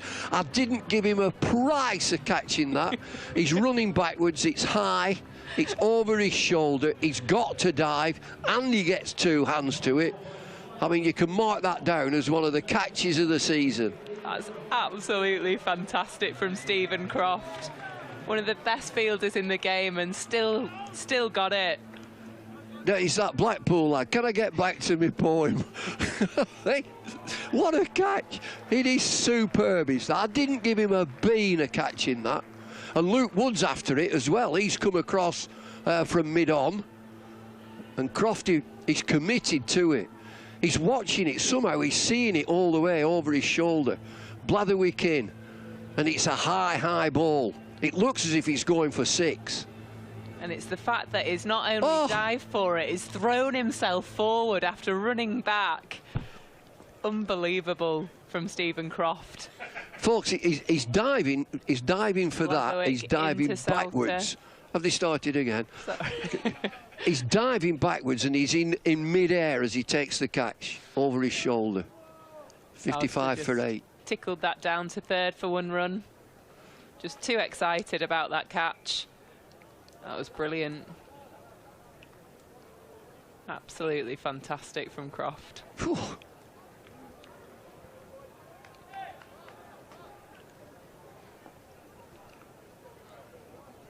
This lad's got a bit of pace, Blatherwick. Durham 55 for 8 now in the 10th over. Blatherwick in short. Straight through to the keeper's gloves. Well, I think they've said it might be Croft, or they've decided themselves after looking at this pitch. Lancashire hit the pitch hard. Get your quick bowlers on and hit it hard. And so we saw Green with 2 or 3 overs right at the beginning. I'm not sure we're going to see him. Just use your quicks, big tall quicks, hit this pitch hard with pace. Most of the wickets have come from the splice of the bat. They have. Blatherwick in slower delivery, and Dwarshuis guides that round to square leg. I wouldn't bother with many of them, slower deliveries. Just keep hitting the pitch. You've got 10 and 11 in. Same, keep it the same. 10 and 11, hit the pitch hard with pace. Absolutely, he rolled his hands over that one. No. Souter now facing up. Similar field, backwards W. Blatherwick in, guided up, goes down to short 3rd, Green under it, taken! Blatherwick gets his 3rd of the night, bangs it into the pitch again, and a simple catch for Green down at 3rd man. Well, it's raining wickets here, that's 9 down. Off the face of the bat down to 3rd man. Simple catch, and they've caught well. That is a simple catch straight to him. But Blatherwick now, we've talked about Aspinwall. Blatherwick now 3 for 11. Fabulous. It's been a simple strategy that all the fast bowlers have executed, digging the ball into the pitch. The pitch has assisted, it's quick. The Durham batters haven't adapted, and Durham 56 for 9 in the 11th over. It's going to be a very quiet Durham change room at the moment there. There's a lot of batsmen, I think, will be picking at their shoelaces. Absolutely. They've all been dismissed in a very similar manner as well, haven't they? It's Absolutely. not like they've learned. You've got to react so quickly in this format. And if you see 1 or 2 wickets going down, you've got to try and take learnings quickly. Stanley into Parkinson. Wider delivery there. You're absolutely right. I mean, you could see from really early on the aggressive nature of the Lancashire bowlers digging it into the wicket, and it had a bit of pace, and all the batsmen were rushed, mishitting the ball in the short delivery, and they haven't learned from that. They haven't communicated, and they haven't changed their style to try and combat the obvious tactic from Lancashire.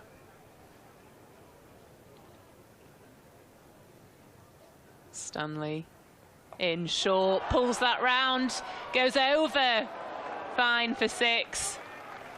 First delivery that the Durham attack have really got that held of. Yeah, the extra pace there, the top edge just carrying it over fine leg's head. I don't think he really knew where it was going. He just swung the bat at it, but used that extra pace and the pace in the wicket, the natural pace in the wicket, and that just comfortably cleared fine leg's head there for 6.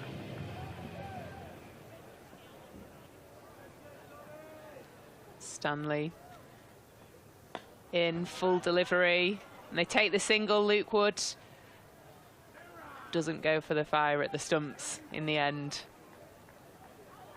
They're still taking every single run out there. Well, at this stage, it's 69 for 3 after 11.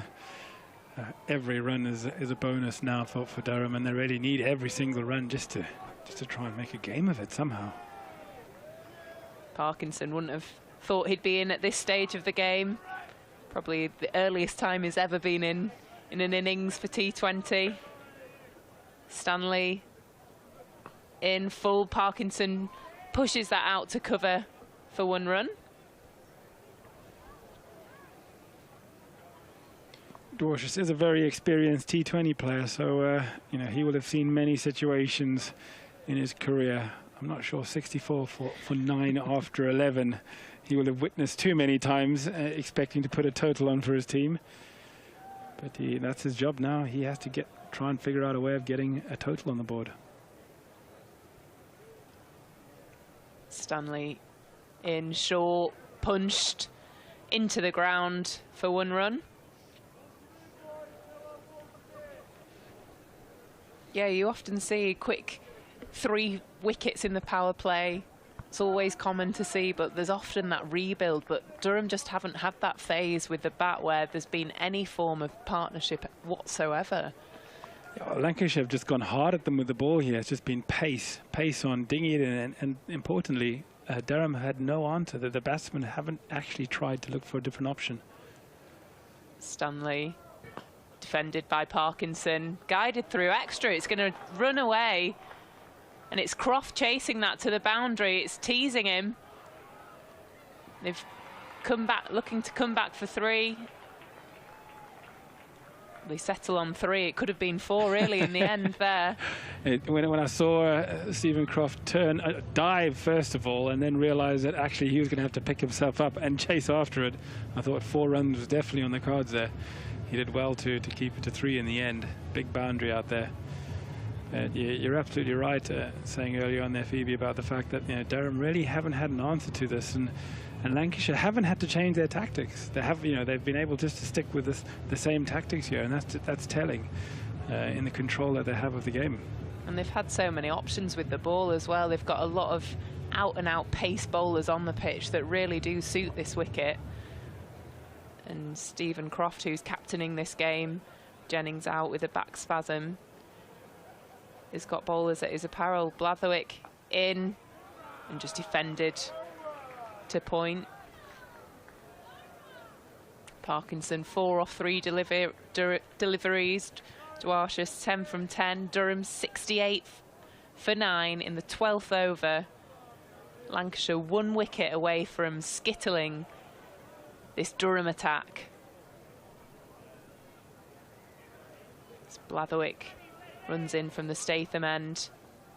Full, big, thick outside edge down to 3rd for 1 run. What Lancashire will be conscious of is to get that last wicket quickly and not let Durham just squeeze their way to 110 or something like that with a few edges here and there and bat out the 20 overs.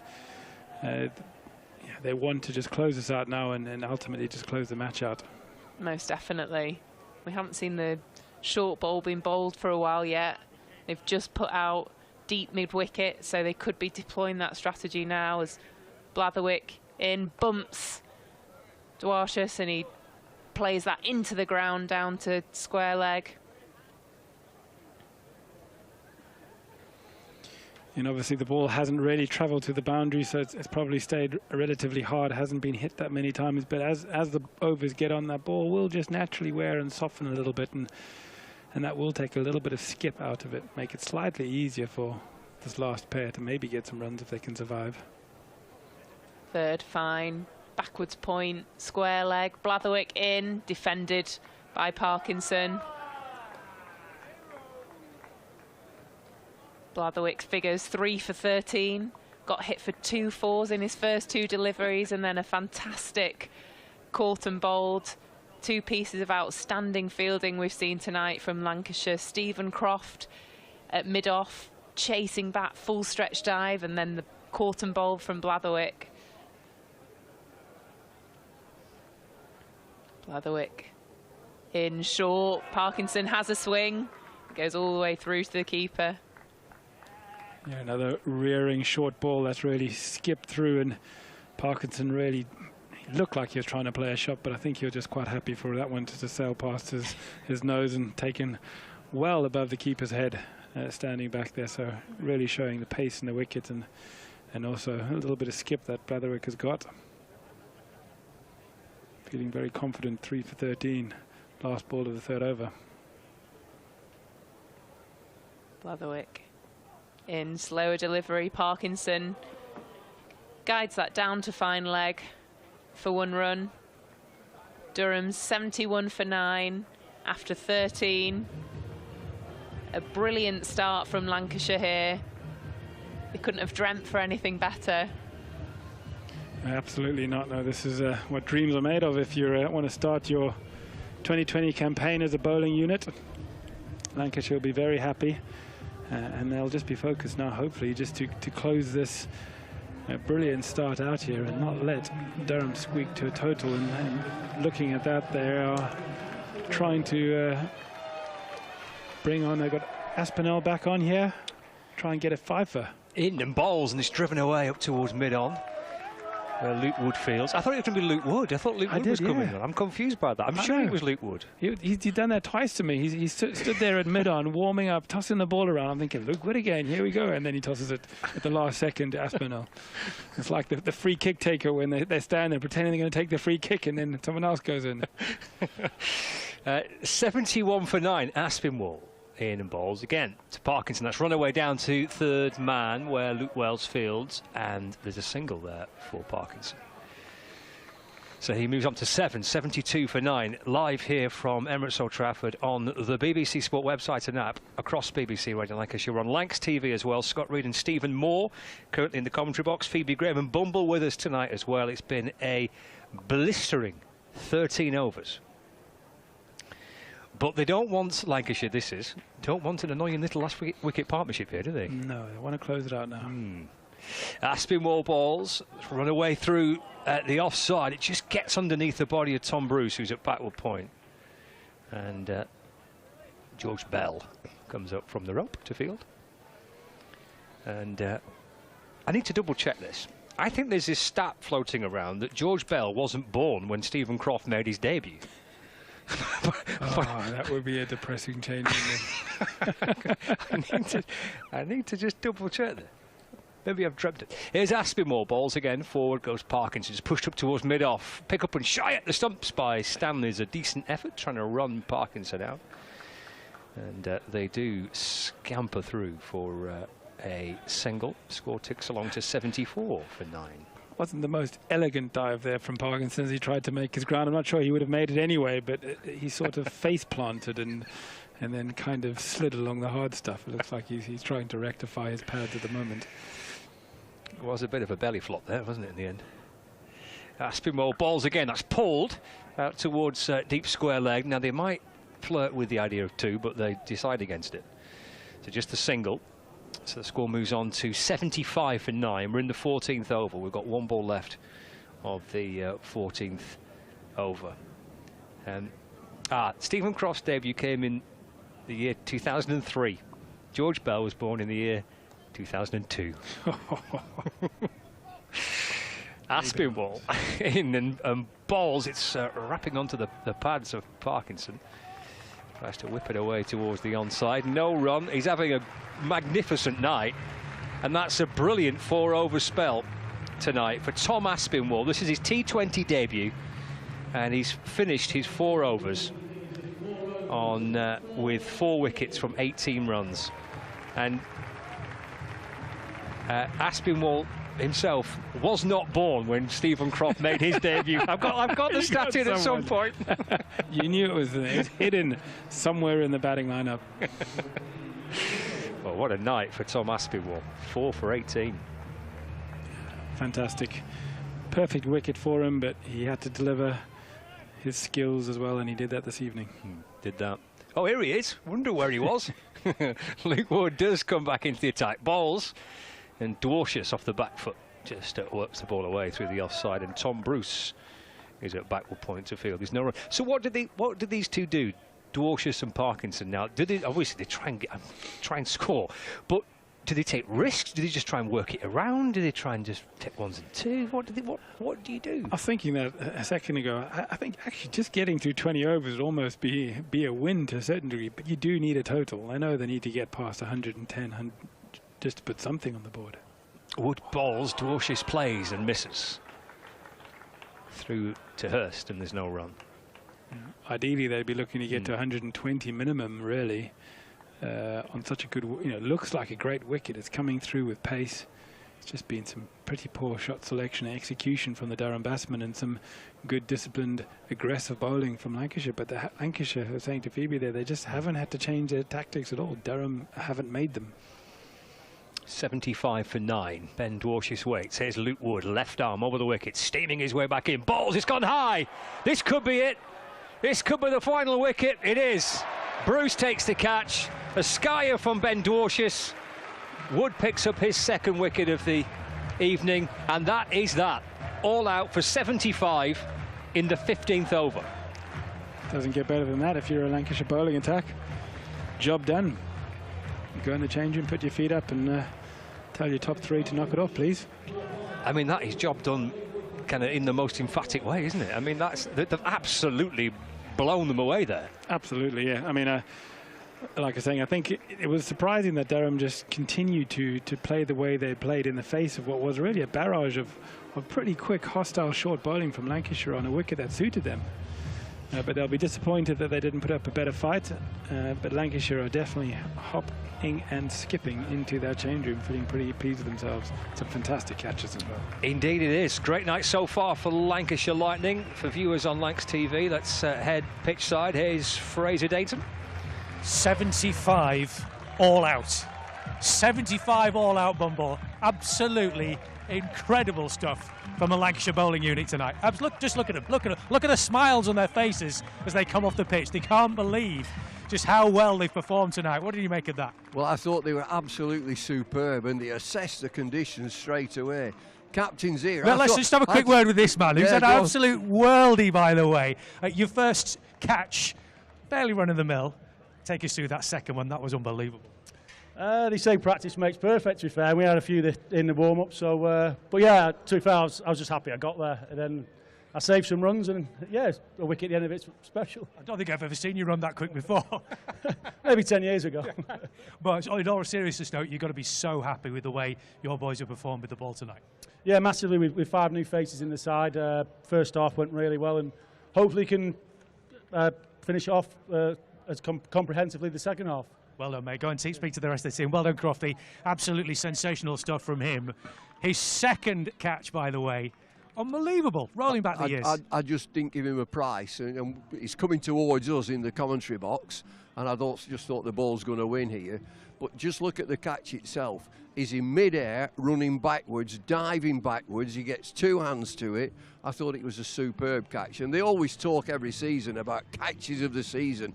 That's going to take some beating. Close the competition now. That's going to take some beating. Now. No one's getting no better than that. They were superb in that session. Feet on the ground, they've still got a bat.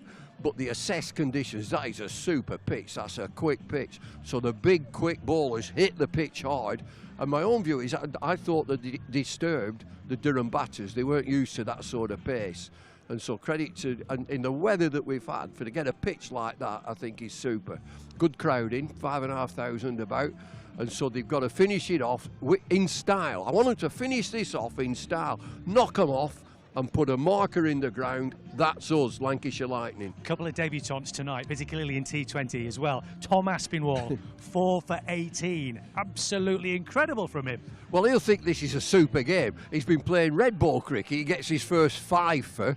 That's his debut in T20 cricket. He gets 4 for 18. He's on a hat-trick. He'll think this is a super game. I want more of it. Well, he'll get more of it tomorrow night. But I watched his interview in the red ball matches at Blackpool it was. I thought, this is a proper lad. He's grounded, he's level, he knows where he's going. So I think all in all, that was a super team performance. Jack Blatherwick as well, 3 for 14 really as well. Good, yeah. Honourable mention for Chris Green too. Great fielding from him as well. The only one who didn't get a wicket was Mitch, and he looked really dangerous as well. Well, the quick bowlers, and Mick Stanley's the tallest of them, and he's coming back from injury, and he just had the break on. There's a lot more to come, but I thought that Crofty, we've just spoke to Crofty, captained the side fabulously. He opens up with Green, quick off spin, quick, but he took him off. He saw the pitch. We'll get rid of the spin. We've got plenty of quick bowlers, and you notice they didn't bowl many slow deliveries, not many at all. Hit the pitch hard, get your bouncer in, and it disturbs batters. Pace will disturb them. And I loved it in commentary. It mentioned that 1 or 2 of the players in this side weren't even born when Stephen Croft made his debut for Lancashire. He won't be like to be reminded of that. But in all seriousness, when Keaton Jennings pulls out of the game late on with a little injury, you want somebody like Stephen Croft in there because of the experience that he's got. Well, T20 Blast started in 2003. He made his debut in 2003, so longevity for Stephen Croft, still to be playing, still contributing, captain in the side. He looks fit, he looks strong, he's looked after him, he's a proper pro. Absolutely incredible stuff. Incredible stuff here. 75 all out for the visitors this evening. And the run chase will be coming up very, very soon. Lancashire Lightning 76 to win. You've got to feel they'll be full of confidence to knock this off quickly. Yeah, and there's nothing going to change. It depends what Durham have got. And they'll have a tasty attack. They'll be led by Matt Potts, who's an England international bowler. So what I'd be expecting, and Lancashire supporters will be expecting, win it in style. Knock it off. Big smile on your face. Move off down to Worcester. We can't wait. All the action coming up. The run chase coming very soon. It could be quick.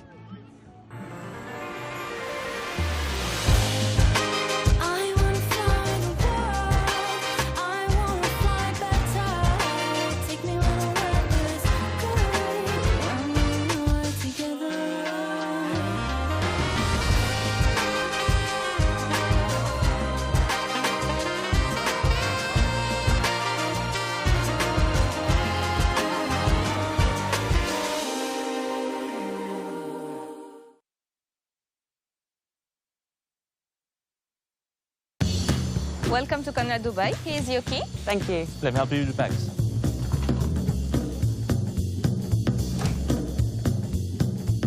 Nice room. How's that?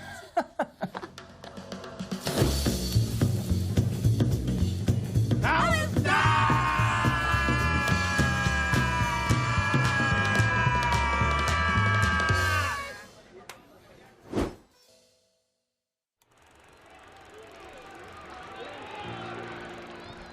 1864. We were first class then, and we're first class now. With a dream to spread cricket through Lancashire's towns, where girls and boys, with willow and leather, become more than a badge, but the red rose together. A club where more than legends are made, but friendships, obsessions, moments replayed on our screens, in our minds, in our hearts forever. Because it's who we are, our DNA, the red rose together. Statham, Briggs, Jimmy, Freddie and Joss, Chappie, Sir Clive Lloyd, Carol Hodges, Kate Cross. What a roll call. It's a hard one to measure, with future names still to be written on the red rose together. We're all about people. It's what the red rose really means. Yeah, the ones signing autographs, but the ones behind the scenes, Our community, grassroots, the ones that feel tethered. Whether you're from here or belong here, we're the Red Rose together. And what about this place? Talk about world-class venues, internationals, gigs, events. You can choose from a menu of triumph, of disaster, of pain, or pleasure. We've seen it all at Emirates Old Trafford, with the Red Rose together. Red Ball, White Ball, Lightning and Thunder. Have you ever sat back? Have you ever just wondered how far we've come? The storms we've weathered, or how far we'll go as the Red Rose together.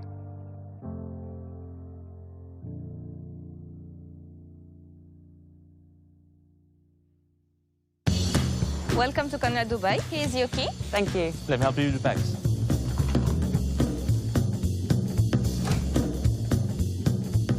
Nice room. How's that?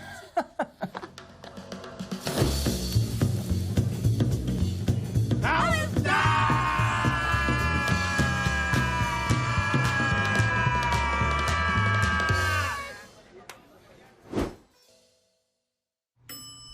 How's that?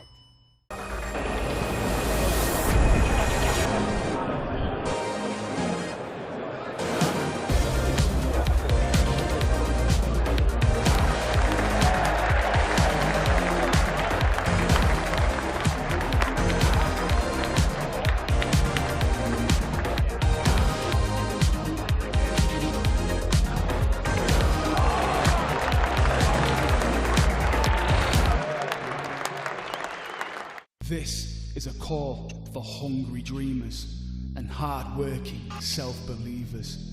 Success is down to more than just luck and talent. It's striving to be the best, breaking the boundaries and never giving up. Are you ready to become your best self? Are you ready to unlock your greatness? So what are you waiting for? This is Education Evolved. This is UA 92. Will these two stay out there after a drink? And that's a huge sip. Over to the Hilton review system. 3 reds, no doubt at all. And up goes the finger. When it has to be absolutely plum, it matters where you stay.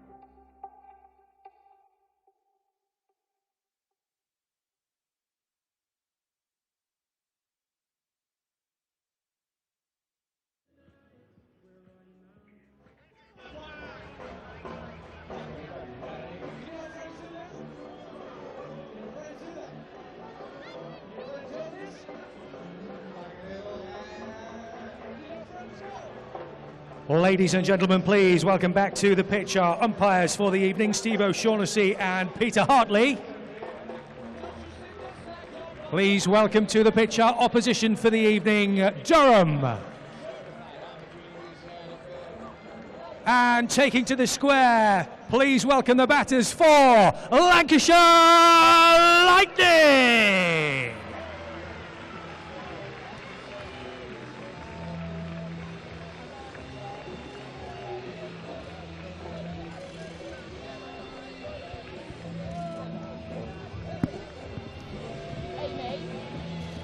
To open the batting for Lancashire Lightning, it's Wells and Josh Bohannon, 76 to win. Former opening batter alongside me. You quite enjoyed batting in the power play. Would you quite enjoy coming out to bat with a target at 76? Well, yes. I mean, there's no other way of putting it. You know, it looks like a great wicket. You know, a bit of pace, coming on, and it's a great opportunity actually just to get a little bit of ahead of the run rate, as well. You would be looking at this and telling yourself, try to get this done in half the time. Oh, you're always thinking ahead, aren't you? Always got that tactical thought ahead. Not only win it, let's win it quickly for run rate. Quickly. Yeah, there's definitely no half measures. Nothing says sexy cricket like net run rate, isn't there? Oh yes, look at that net run rate. Go home to the wife and go, yeah, that run rate, the net run rate's definitely up tonight. Oh, you're a smooth talker, you are. Stephen Moore with us tonight here on Lancs TV and the BBC Sport website and app. And we're on BBC Radio Lancashire as well. Every Lancashire T20 game, home or away, will be on FM frequencies across BBC Radio Lancashire. Of course, every home match on Lancs TV as well as BBC Sport website and app. So loads away, so follow the action. We're at Worcester tomorrow night for match number 2. But before that, it's Ben Dwarshis to open up the bowling for Durham. And Bohannon on strike. And it's a 4-ball speared in quickly by Dwarshis, who is a serial T20 winner in the Big Bash. In fact, Dwarshis and Turner have got a magnificent T20 record in Big Bash cricket. Two really astute signings, aren't they? I mean, both have played so much franchise cricket, but Ashton Turner, a multiple winner of the BBL with the Perth Scorchers. Ben Dwarshis has won the BBL with Sydney Sixers. In fact, he was the joint leading wicket taker in that BBL successful season for the Sydney Sixers. He's here from the Brian Statham end at Emirates Old Trafford. Left arm over balls, flashed away through the leg side. Oh, that might be 4. That's going to be 4. Lanky's in position to do some key fielding here. As the ball trickles over the rope, doesn't quite reach Lanky, but he was there, primed and ready. It's gone for 4, 5 without loss. Yeah, Lanky there, skipping away to the crowd, doing a dance. A lovely start there, just clipped it off his legs, used the pace in the wicket, didn't try overhit it, hit it along the ground all the way, and it just smoothly off down there to wide long on for 4 runs. Nice shot from Wells. He's up and running for the evening. Here's Dwarshis to Wells, pushed away into the offside, and there's no run. You mentioned Tom Bruce. I think we were chatting before the game about Tom Bruce, and it's not quite had the impact so far this season for Lancashire. And 2 of Lancashire's really top players are both opening the batting here tonight, Josh Bohannon and Luke Wells, and neither really have got their season going. So the blast might just come at a good time for them. Yeah, I mean, it's obviously been a tough campaign in the red ball, so this is a chance for them just to reset. Kind of free up their arms a bit. Absolutely. Dwarshis to Wells. And that's punched up towards mid-on. And there is no run. It's 7 county championship games in. That's half the season done. Lancashire don't play a 4-day game here again until September. Not even at the end of May. That's just crazy. I'm sorry, I love 4-day cricket, and I think it's really important, first-class cricket, and I think that's crazy. There's Dwarshis in bowls again. That's worked into the onside by Wells. It's just a little flick out towards mid-wicket. And Wells moves on to 5, so 6 without loss. So yeah, it's a lot of cricket at the start of the season. 7 championship matches all stacked together, and maybe just say change of colours. You go from your whites to your reds. You got a white ball, not a red ball. A sense of freedom maybe for some of the batters. Yeah, it's a good chance, especially if you've had a bit of a tough time, just to sort of dust off the red pads for a Lancashire batsman and say, right, different format, different ball. Let's start again. So it's a breath of fresh air for them. So Bohannon's on strike. This is the final ball of the over. Fall just outside off stump and squeezed away into the offside by Josh Bohannon. And there is no runs. So 6 runs coming off that first over of the Lancashire Lightning innings. I was told during the course of the interval that as Lanky's gone disappearing in towards the stands again. He's played hide and seek, I think, by the looks of it, up in amongst some of the Lancashire supporters. It's a big night for Lanky too as well, because of course it's the gear up for a big summer for him with finals day at the end of it. Absolutely, yeah. No, it's a long stretch for him, but he's got that prize at the end of it. He needs to make sure he's fit and ready for it. So valuable part of his build up for a busy summer. Apparently looking for a new sneaker sponsor for the big race as well, is he? Well, after the controversy last year? I think there was some. I seem to recall a bit of controversy last year with Lanky. Maybe it's one of those things that we just have to gloss over. Don't mention it. Don't mention the shoes. Here's Potts from the Anderson end, in balls to Wells. Let's run away through the offside. It beats short third, and through they go for a single, so 7 without loss. Yes, during the interval I was told that Tom Aspinwall's figures there are the best figures for a Lancashire player on T20 debut. The previous best, 4 for 20 by George Edwards against Leicestershire here in 2015. So the best figures for a Lancashire player on T20 debut. Fantastic.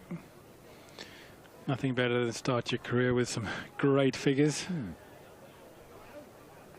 Well, he's done just that. He'll be hoping his team can put it to bed nice and quickly there with a bat.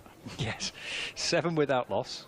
So we're in the second over. We've got Matthew Potts for Durham in from the Anderson end, bowls, and Bohannon follows it. And Potts peels away, arms outstretched, wondering how he's not just managed to glance off the edge of the bat. It's gone through to Robinson, and there's no run. So Bohannon and Wells opening the batting here. There's no Keaton Jennings. Back spasm for the Lancashire skipper, ruling him out of tonight's match. That's the reason why Stephen Croft's the skipper. So Bohannon and Wells, the opening pair. There's Potts in again. Over the wicket and balls to Bohannon. Let's try and drag it away to the leg side. Bounces out towards Colin Ackerman on the deep square boundary. Bohannon gets a single. He moves to 2. And it's 8 without loss. You mentioning earlier that they haven't got many runs, you know, Wells and Bohannon. But they also don't get an opportunity to bat at the top of the order for Lancashire either in 2020 cricket, and you know, it is the best place to bat in 2020 cricket. So, you know, they'll both want to take this opportunity to have a good innings. Potts to Wells. He swatted that out towards the leg side for 6. Into the stands, rattling around. Need a steward to go and fetch it. 6 to Wells. Lancashire Lightning move on to 14 without loss, and he moves on to 12. And we need to find the ball, please. He's confused where that's gone, the security guard. Now, that was a lovely shot there, into the legs, into the pads, and it was just a little whip, a pickup shot from Wells as he used that pace to just flick it over a wide, fine leg. And it's with the extra pace of the wicket and the nice timing there, that's comfortably sailed halfway up the stands. And there's an army of people looking for the ball now. There is. We need our ball back. Any ideas? You're getting warmer. You're getting warmer. Oh no, getting no. Nathan Souter spotted it. Up here, keep going. Another row back. No, it's down there. Make your mind up. Is it there or is it down there? They're getting the crowd involved now. They're looking for volunteers.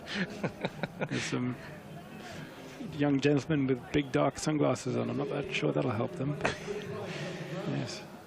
They're giving up with that, I think, by the looks of it. It's not there. They'll be calling for a new ball shortly. I think we've pretty much tried every row so far. Nathan Souter's in Easter there. egg hunt this, isn't it? Well, it's a valiant effort, boys, but I think it's disappeared. It's vanished, never to be discovered again. Let's have a look back on the replay. See if we can actually locate the exact seat where the ball's landed. Oh, it's in there somewhere. There's a lot of white seats and there's a white ball somewhere in there. Oh, here we go. We can track it now. There it is. Oh, it's quite low down. Yeah. Six rows back, maybe. Yeah. Over 6 rows back. Giving up with it, I think.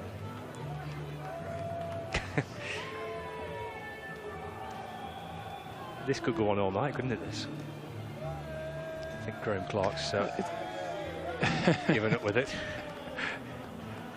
It's the one area of the ground where there's not that many spectators. No. But yes, it's definitely confused a number of them. There's a full search party now doing sweeping movements across the stands. Meanwhile, we've got a different ball. Here comes Potts in and balls to Wells down the leg side, taken well by Ollie Robinson. A good tumbling catch away to his right. But a wide has been signalled by the umpire. So the score moves on to 15 without loss. And Wells remains on 12, Bohannon on 2. Durham all out for 75 in the 15th over. Well, 3 balls into the 15th over, 75 all out. 15 without loss is Lancashire's reply so far. Potts to Wells. Swing and a miss with a little bit of shape back. And so that's taken by Robinson, just leaning away to his right. And there's no run. Yeah, Potts taking a leaf out of Lancashire's book, running in, hitting the wicket hard, hoping for a little bit of movement and zip off the wicket, and getting it there.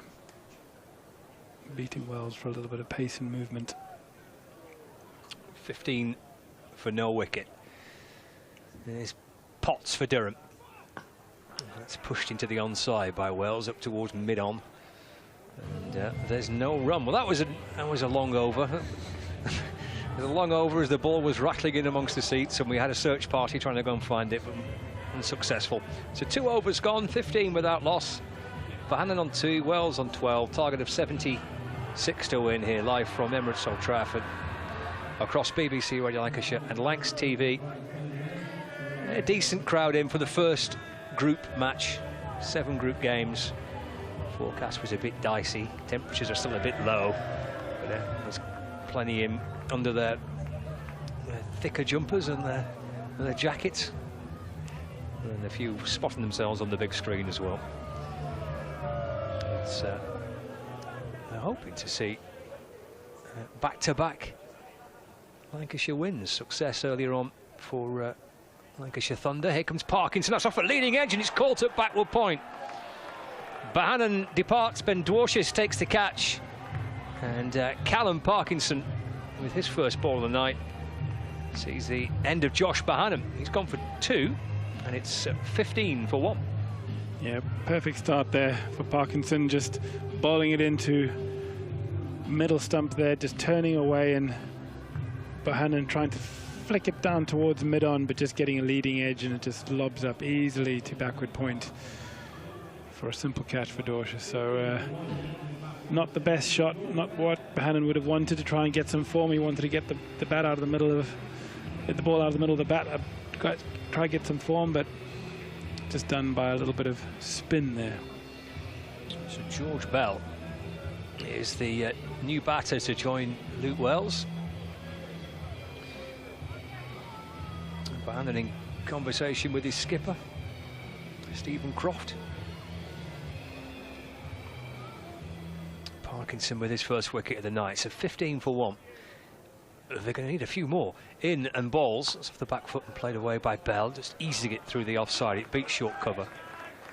And picked up by Jones as Bell gets his first run of the night. 16 for 1.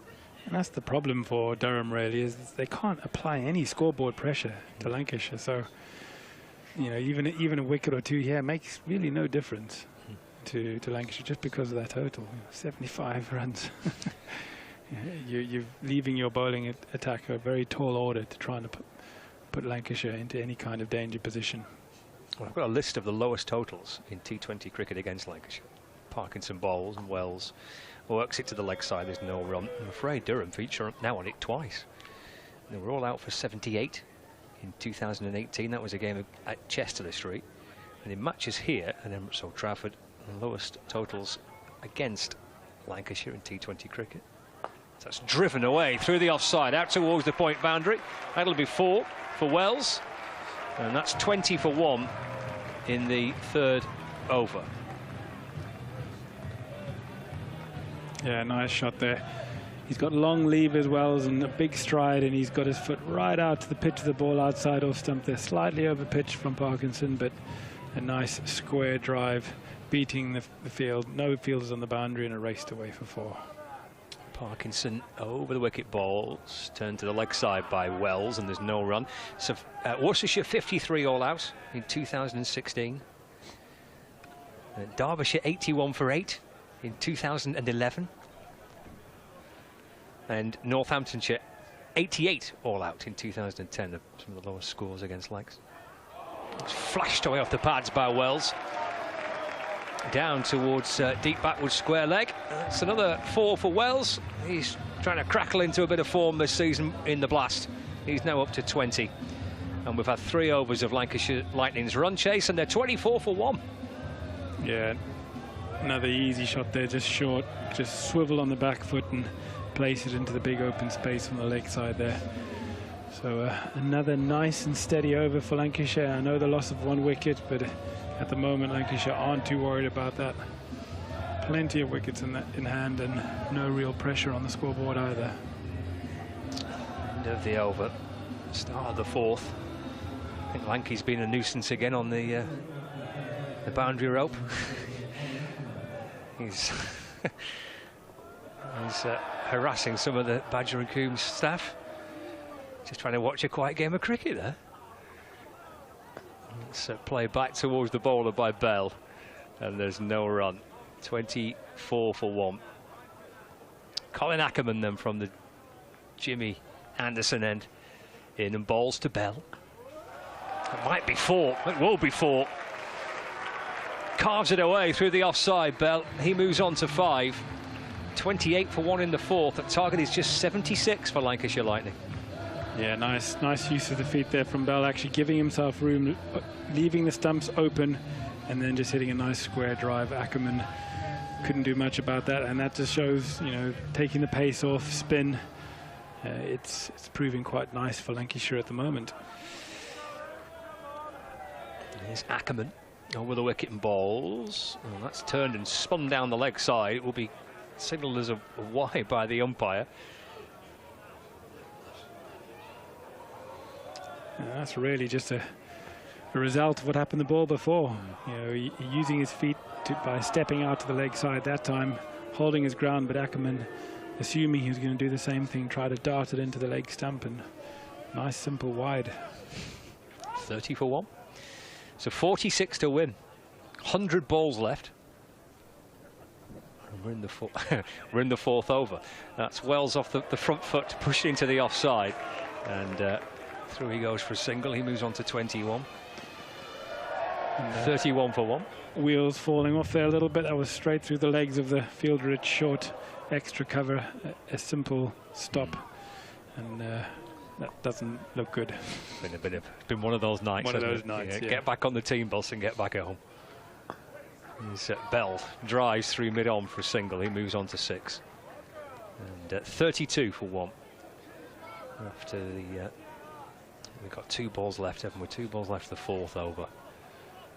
Colin Ackerman's first into the attack. Wells on 21 from 13. Slip in place. Ooh, a bit of turn and bounce for Ackerman. Yeah, that hard ball can do that. You know, Ashwin loves bowling with that hard ball, bowling the spin, because you can get that. It just, you know, gets that sharp bounce sometimes. Just like that from Ackerman. Final ball to the over. He drives it down the ground, Wells. That's going to be 4. Up towards the boundary in front of the pavilion. Firmly struck by Wells. He's on to 25. And Lancashire Lightning are 36 for 1. And we've had 4 overs. That target is 76. And so far, well, it's just been about the ideal night for Lancashire Lightning, and they are way where. They've just put up the worm graphic on the TV here, and well, they couldn't be further apart if they tried. No. It was very clearly in the lap of Lancashire at the moment. It's only a short worm so far, but it's a happy worm that for Lancashire Lightning. Looks like Lanky's having a go at the inflatable jazz musical instrument, as this is off the back foot by Bell and pushed away to the offside as Dwarshuis comes in from over the wicket from the Statham end, and there's no run. 36 for 1. There's plenty of inflatable musical instruments for the kids tonight. There's these giant sunglasses that some of the kids are wearing, and there's these inflatable saxophones and all sorts. Dwarshuis bowls, cut down to 3rd man. Bell might want 2, does. And Bell moves on to 8, and it's 38 for 1 in the 5th. Target of 76 to win. A giant pink and orange inflatable saxophones. Not sure I've seen many of those. No. Around the county grounds. Very sought after, those things. Absolutely. Yeah. Quite hard to find. Dwarshuis balls again. That's going to be 4. That's a terrific shot by Bell. cuts it away through the offside to move into double figures. Lancashire Lightning to 42 for 1. Yeah, that's a lovely cricket shot, that. A little bit of pace there, outside off stump. Beautiful position, nice and steady, and just cutting that into the ground, racing away for 4. And it's the kind of shot that you want to see, that Durham just didn't play. You know, trying to take on that short pitch ball with the cross bat pull shot. Bell just using the pace there. Beautiful cut. 12 to Bell, 42 for 1. There's Dorsh's left arm over balls again. Bell just hops back and defends and plays it calmly away into the onside, and it's picked up at mid-wicket. There is no run. Target of 76 for Lancashire Lightning. First blast match of the summer. We're back here again on Sunday, by the way. Another double header. And it's Lightning first at midday, and then Thunder to follow from 4 o'clock. Next match here. Dwarsh's balls, that's off the hit by Bell. Out towards deep backward square leg. And again, Bell hurries back for 2. So he moves on to 44 for 1. You mentioned that the blast starting tonight and games elsewhere. There's a first result of the evening. It's come across the Pennines by the looks of it. Yorkshire Vikings against Worcestershire Rapids. Worcestershire all out for 101. So 102 to win, and the Vikings have got there with 8 wickets remaining. And that's nudged away by Bell down towards fine leg, and he'll come back for 2 more. For Bell, that is the end of the 5th over. 46 for 1, Bell 16, Wells on 25. It's 30 to win. And the home supporters here are enjoying a very, very good night. Stephen Moore takes a break. Bumble's back with me. Happy days if you're a Lanky fan tonight, Bumble. Yeah, it's a good start from Wells. Good for him to just get the shackles off. He's found it difficult in red ball, but he's got away. He's got a decent start here. 25 from 15. George Bell, 16 from 10. Must be difficult to bowl that George Bell. He's such a short guy, and so you've got to get your length a little bit fuller. And I guess you've got the contrast, haven't you? Because at the other end, you've got the big, tall left-hander in Luke Wells. Yeah. Right, this is the final over of the power play. Swatted to the leg side by Wells. All the way to the rope. Yeah, it's gone for 4. It's going to bring up the 50, that, for Lancashire Lightning as well. 50 for 1. You know, again, that shot for a tall batter, and he just stands tall at the crease, and it's a nothing length. It's neither short of a length, or back of a length, or it's not testing him round the chest area. It just sits up nice. It actually says, go on, hit me. And he doesn't disappoint. 50 on the board in pursuit of 76 to win. Potts bowls again, and Wells goes for a really big hit. That's 6. That's into the big inflatable sofas out on the far side. It's a whopping hit for 6. 56 on the board. Go on, run that past me again. The inflatable what? Sofas. Really? I think. Who blows them up? Someone with a bit of puff. It's 35 to Wells. I think they're inflatable. Well, we've just seen, I'm going to say we've just seen a close-up, and they do. They'll have one of these blowers like a pump. Is that inflatable like that? Maybe it's not. Here comes Potts in again and balls, and Wells going back and defending this time. And the ball just trickles a bit down the pitch, and there's no run. They look washable. They look like washable leather or plastic. They're well upholstered. They are, aren't they? Yeah, they are. Oh, yeah, it's quite a nice little spot, that, isn't it? Leicester used to do it. Leicester, at the start of T20, they had the best seats in the house under the scoreboard, and they had people serving champagne and pizzas. I've got to tell you about the pizza man.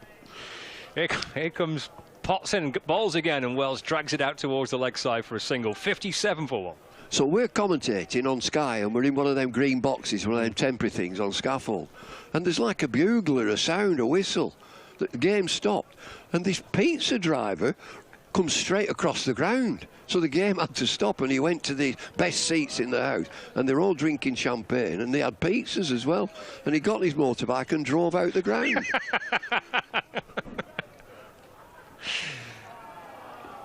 Bell on 16's back on strike, 57 for 1. The target's 76. They're within 19 of victory. Here's Potts, balls to Bell, short ball. And he just crouches underneath it and through to the keeper. There's no run. And we used to have jacuzzis, didn't you, as well? Hot tubs, that was a thing at T20 Blast matches. In fact, I'm pretty certain I was watching Lancashire at Durham a few years ago, and they had a hot tub on the ground. You can't do it now. Can't do it now? Oh, I wouldn't have thought so. They did it at Worcester, and the people that were in it, they were topless. Believable. Final ball of the 6. Here's Potts. Balls again to to Bell. And that's clipped down to short fine leg. It's the end of the 6th over. Phoebe's going to come and join you, Bumble. 57 for 1. They need 19 to win from 84. Well, I'm glad Phoebe's coming, because the producer said, I want you to go down and interview him. I'm on my way, I said. That were down at Worcester, where they are tomorrow. The Lightning are down at Worcester tomorrow. We've got 3 games in 4 days, don't they, Lancashire Thunder? So it was important for them to get off to a good start here. You get into that momentum, and winning feels good. It's that feel-good factor, and what you're saying with three matches in 4 days, bring it on. Yeah, let's play again. Let's keep it going. And the journeys are much better, aren't they? Come on, the journeys are much better if you're going from ground to ground and you've just won. Oh, absolutely. You're celebrating rather than going into deep reflection on what went wrong. And so your confidence just gets bigger and bigger. You get taller and taller as an individual. And that's what this campaign's all about, is confidence. Souter coming into the attack from the Statham end into Wells, guides that to short square for 1 run. It's a good innings, is this, from Wells. He's played some big, powerful shots. Just saw 6 in that last over. But again, that little bread and butter, that turnover shot, just knock it into the leg side, get 1. Just keeps it ticking. Oh, it's simple game now. 18 required for Lancashire. Souter into Bell, Fuller on the back foot and defends. And they'll want to play tomorrow, Durham. They'll want to get into it and start again. Be a brush under the carpets this game, won't it? Souter in, Bell down and straight back to the bowler. How do you approach this from Durham's perspective? Well, one of my great pals and sadly missed is Shane Warren. He just said, get this over with. Just get it over with, get it done, let's get out. Souter in, Giles did to backward point for 1. Just 17 required. And I think sometimes with games like this, you don't want to talk about it, do you? You just want to bury it, start again. Yeah, bin it.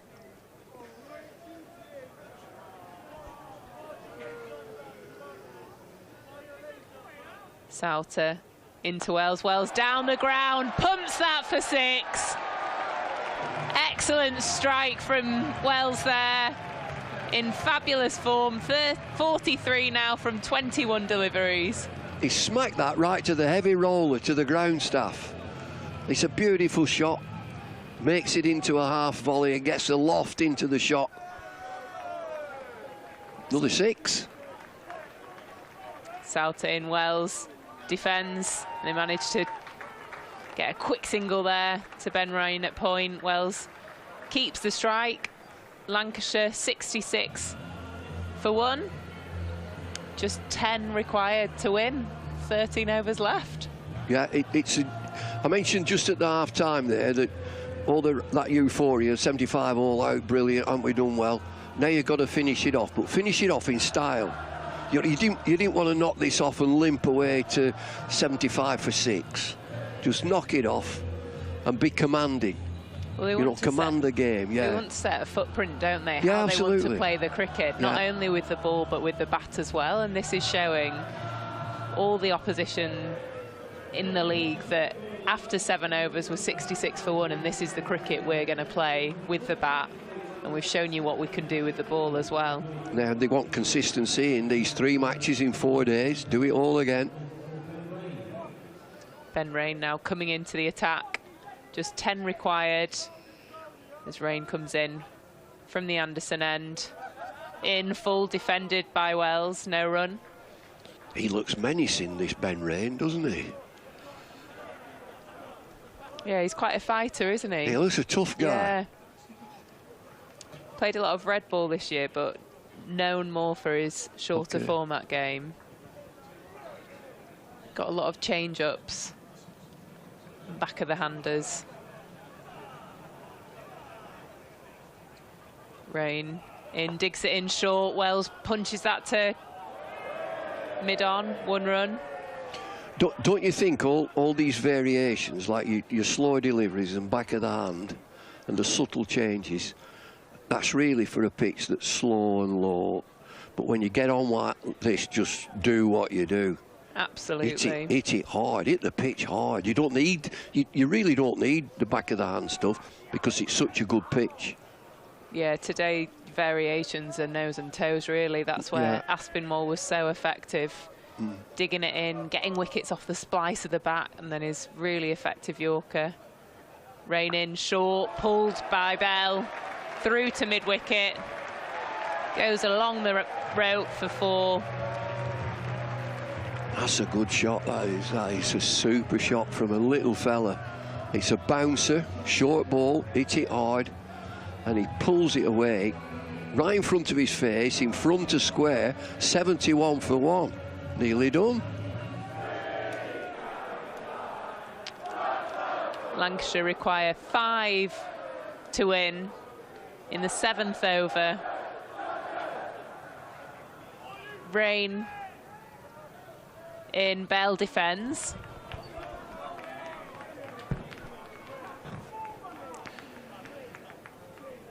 Yeah, it's pretty comfortable going right now. I think at batting going, it doesn't get better than needing 5 of a plethora of deliveries. I think it's how they've gone about the business with the bat as well that's been really impressive. Yeah, definitely. Try and finish it off quick, boost that run rate. Rain in, Bell guides that through to mid-wicket, who's now out on the boundary. 4 required. Will certainly be getting any bonus points that are available to them for this victory, Lancashire. And you know, I know Wells has had a bit of a tough start, so to come out here 45 of 24, play with the positivity, a nice low total to go after, but he still had to go out and do it, and he's batted beautifully this evening. Yeah, he's been dominating. Leg side, all up, mid-on, up. Wells pumps that down the ground, 4 runs. And that's game, set, match. Fantastic innings there, 49 from just 25 deliveries. Lancashire do the job in the 7th over. And it's an absolute hammering. Doesn't get more comprehensive than that, does it, Phoebe? It doesn't. It's a brilliant win for Lancashire Thunder. Fantastic with the ball. Aspinwall taking 4 for, Blatherwick 3 for. And then they've gone out there with clear intent, positive with the bat, and after bowling Durham out for 75, have got them within 8 overs. Yeah, that'll do them really, really good stead coming in for the net run rate. So there'll be a very happy Lancashire change room. Couldn't have asked for anything more starting the campaign with a win like that. And they'll be quite happy to go into tomorrow's match with a nice, comfortable win. And an early night. And an early night, absolutely, yeah. 3 games in 4 days. You've got to take your early nights when you can get them, Stephen. You've got to take it when you get them, absolutely. And a little 49 there for Luke Wells. Do him a power good, isn't it? Well, we're just saying, you know, at the start, you know, looking for a little bit of form, and this can be, you know, a little bit of a trigger for him, you know, to go out there 49 of 25, You know, the way he played as well, you know, dominating the bowling on a nice wicket. So hopefully that sets him up for a little bit of momentum now. Yep. Well, the players are heading off. A round of applause, emphatic round of applause for Luke Wells, he's got to 49 unbeaten, and George Bell on 22. Lancs TV viewers, we're going to be heading down towards pitch side, trying to get some reaction for you soon. Let's hear from Fraser. What a display. Yeah. What a display. Absolutely stunning from start to finish. We're just watching the players congratulating each other, and obviously the Durham players very much congratulating a magnificent Lancashire performance tonight, Bumble. Well, they were sharp, weren't they? I mean, it's been all over in a flash. 75 all out, fabulous, and then knock them off. What did we say at half-time? Knock them off in style. They've done exactly that. Impressive. Luke Wells with 49, George Bell with 22 after Josh Bohannon fell 15 for 1 at that point. He just 2 on the board at that point. We're just hoping we might get Tom Aspinwall over to have a quick word with us. Here he is. Many congratulations, guys. Well done. Fantastic stuff. Absolutely super. Well done, boys. Pass your microphone over there. First of all, just pass that microphone over if you will. I will. Tom, first of all, magnificent bowling for you. The best figures by a Lancashire T20 debutant since 2015. You must be absolutely delighted with the way you have performed with the ball tonight. Yeah, no, it was amazing to get out there, and I was really happy with how it went. Just take us through it, because it looked as though you were absolutely loving it out there tonight. Yeah, first time playing under lights at Lancs. No, it was amazing, good atmosphere. What about the team that you're playing amongst as well? Because you must be really happy with the way that they brought you along tonight. No, it was really good playing with all your mates, quite a few young lads together, so no, it's great fun. There's a real young aspect to this team, isn't there? Is there a bit of youthful exuberance as a result of that, do you think? Yeah, we played together for a few years now, so it's great to play together. Jack, if you would just pass the microphone up there. 3 for 14 for you. Excellent figures too this evening. How much did you enjoy it out there tonight? Yeah, I loved it, mate. Yeah, it was just nice to get back out there again and perform for Lancs. So yeah, I really enjoyed it. A great squad result tonight. Everybody played very, very well. Wickets spread amongst the bowlers. How do you think everybody bowled together as a unit tonight? I just think we were very clear on our plans, and obviously we assessed the wicket early and just stuck to what we know best and at hard length. So yeah, I think it was fantastic as a collective to switch on like that and bowl them out 75. So yeah. And then to knock over those runs in super quick fashion as well, that must have been really pleasing too. Yeah, really good. I mean, we talk about being ruthless, and I think we've just shown that there. So yeah, it's a great start. This side, this county, this team has a rich heritage in this competition. How keen is everybody to get through to yet another finals day at the end of the season? Very keen, yeah. I mean, we're taking it game by game, but we know, obviously, there's expectations to perform and make that quarter-final. So, like we've all spoke about it, so we're just going to take it game by game. But, yeah, keep doing what we're doing. Long way to go, obviously, but a result like this will give everybody a huge amount of confidence, won't it? Absolutely, yeah. Really happy. Really happy. Guys, thank you very much indeed for joining us. Just pass that microphone back to Bumble. Tom, Jack, thanks very much indeed. Superb stuff from those two tonight. They were absolutely sensational, weren't they? Well, they were. And just one thing he said there, that we do what we know best on that pitch. We assess the pitch early, very, very important. You've got to learn on your feet, hit the pitch hard. He just said hard length. And so forget these slow deliveries, forget the back of the hands when you get on a surface like that. Just hit the pitch hard. And I just thought that their pace, them two lads' pace, coupled with the other bowlers, it disturbed Durham. Tom, clearly a man of few words, but likes to let the ball do the talking, doesn't he? Yeah, and you just look at him. Jack Blatherwick is a good build for a fast bowler. Now, Aspinwall is short and stocky, but he's bustly, and he makes use of everything that he's got. He's got a great exuberance as well. And also, watching out down the line, he gives it a tap. Now, he's a rugby player, you can tell, can't you? He plays rugby, and they all like to give it a tap. So these are young players playing for Lancashire. This is a big club, make no mistake. Everybody has to deliver, and they're doing it. Honourable mentions for the batsman as the hover cover makes its way out there. I hope you can still hear us. To knock those runs off in such style, exactly what you wanted. Well, we said about knock them off in style. So Luke Wells has had a real difficult time, and you'd have put your money on him having a great start to red ball cricket. and it's not happened for him.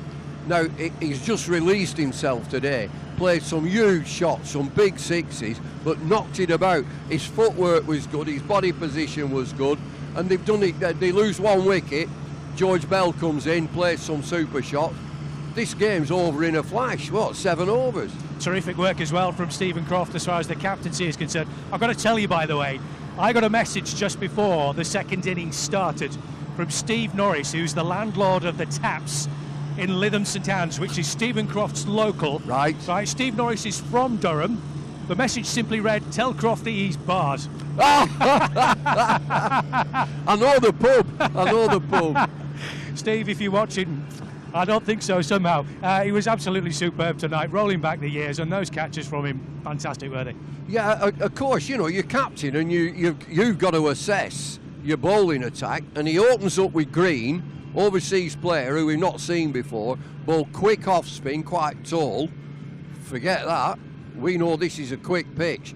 Get the fast bowlers on, and they did perfectly well. They just banged it in, hit it hard. The number of balls that came through here, you can forget all these slower things, just keep it coming through here, and the short ball got wickets. First game done, a massive win. How much of a marker is that now for the rest of this tournament? That is so important, that you win your first game.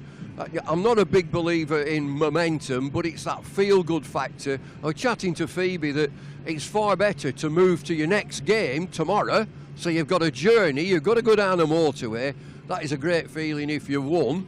If you've lost, nobody says out and you put some miserable music on. Something like Leonard Cohen or Lou Reed or Velvet Underground or something like that. Well, we shall see. Instead of Wham. We shall see. They're playing rocking all over the world from status quo at the moment. Love a bit of quo. But they'll be celebrating in the Isles tonight. 2 wins from 2. A win for the Thunder, a win for the Lightning. A double header again to look forward to here at Emirates Old Trafford on Sunday too. So make sure that you join us for that. And don't forget, get in touch with us on the socials. Let us know what you thought of tonight's game, this afternoon's game, and how you think the Thunder and the Lightning will go through this T20 season in the Vitality Blast and the Charlotte Edwards Cup. Bumble, thanks very much indeed for joining us. Great to have you with us. See you soon. Once again, we'll see you again soon. Thanks a lot. Bye.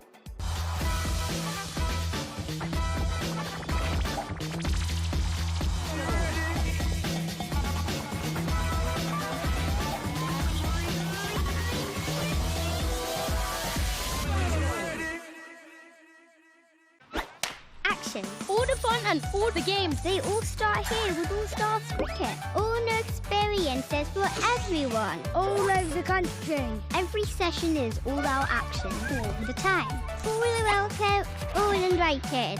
Even mums and dads. Skills, friendships, smiles, dreams. It all happens here. All you need is delivered right to your door. Best of all, it even has your name on it. All the activators are fully trained, and all they want is for us to have a great time. Always. Tap, ball, catch, throw, try it all. It's time to go all in, all together. And it all starts with All Stars. All you need to get started is at allstarscricket.co.uk. Welcome to Conrad Dubai. Here's your key. Thank you. Let me help you with the bags.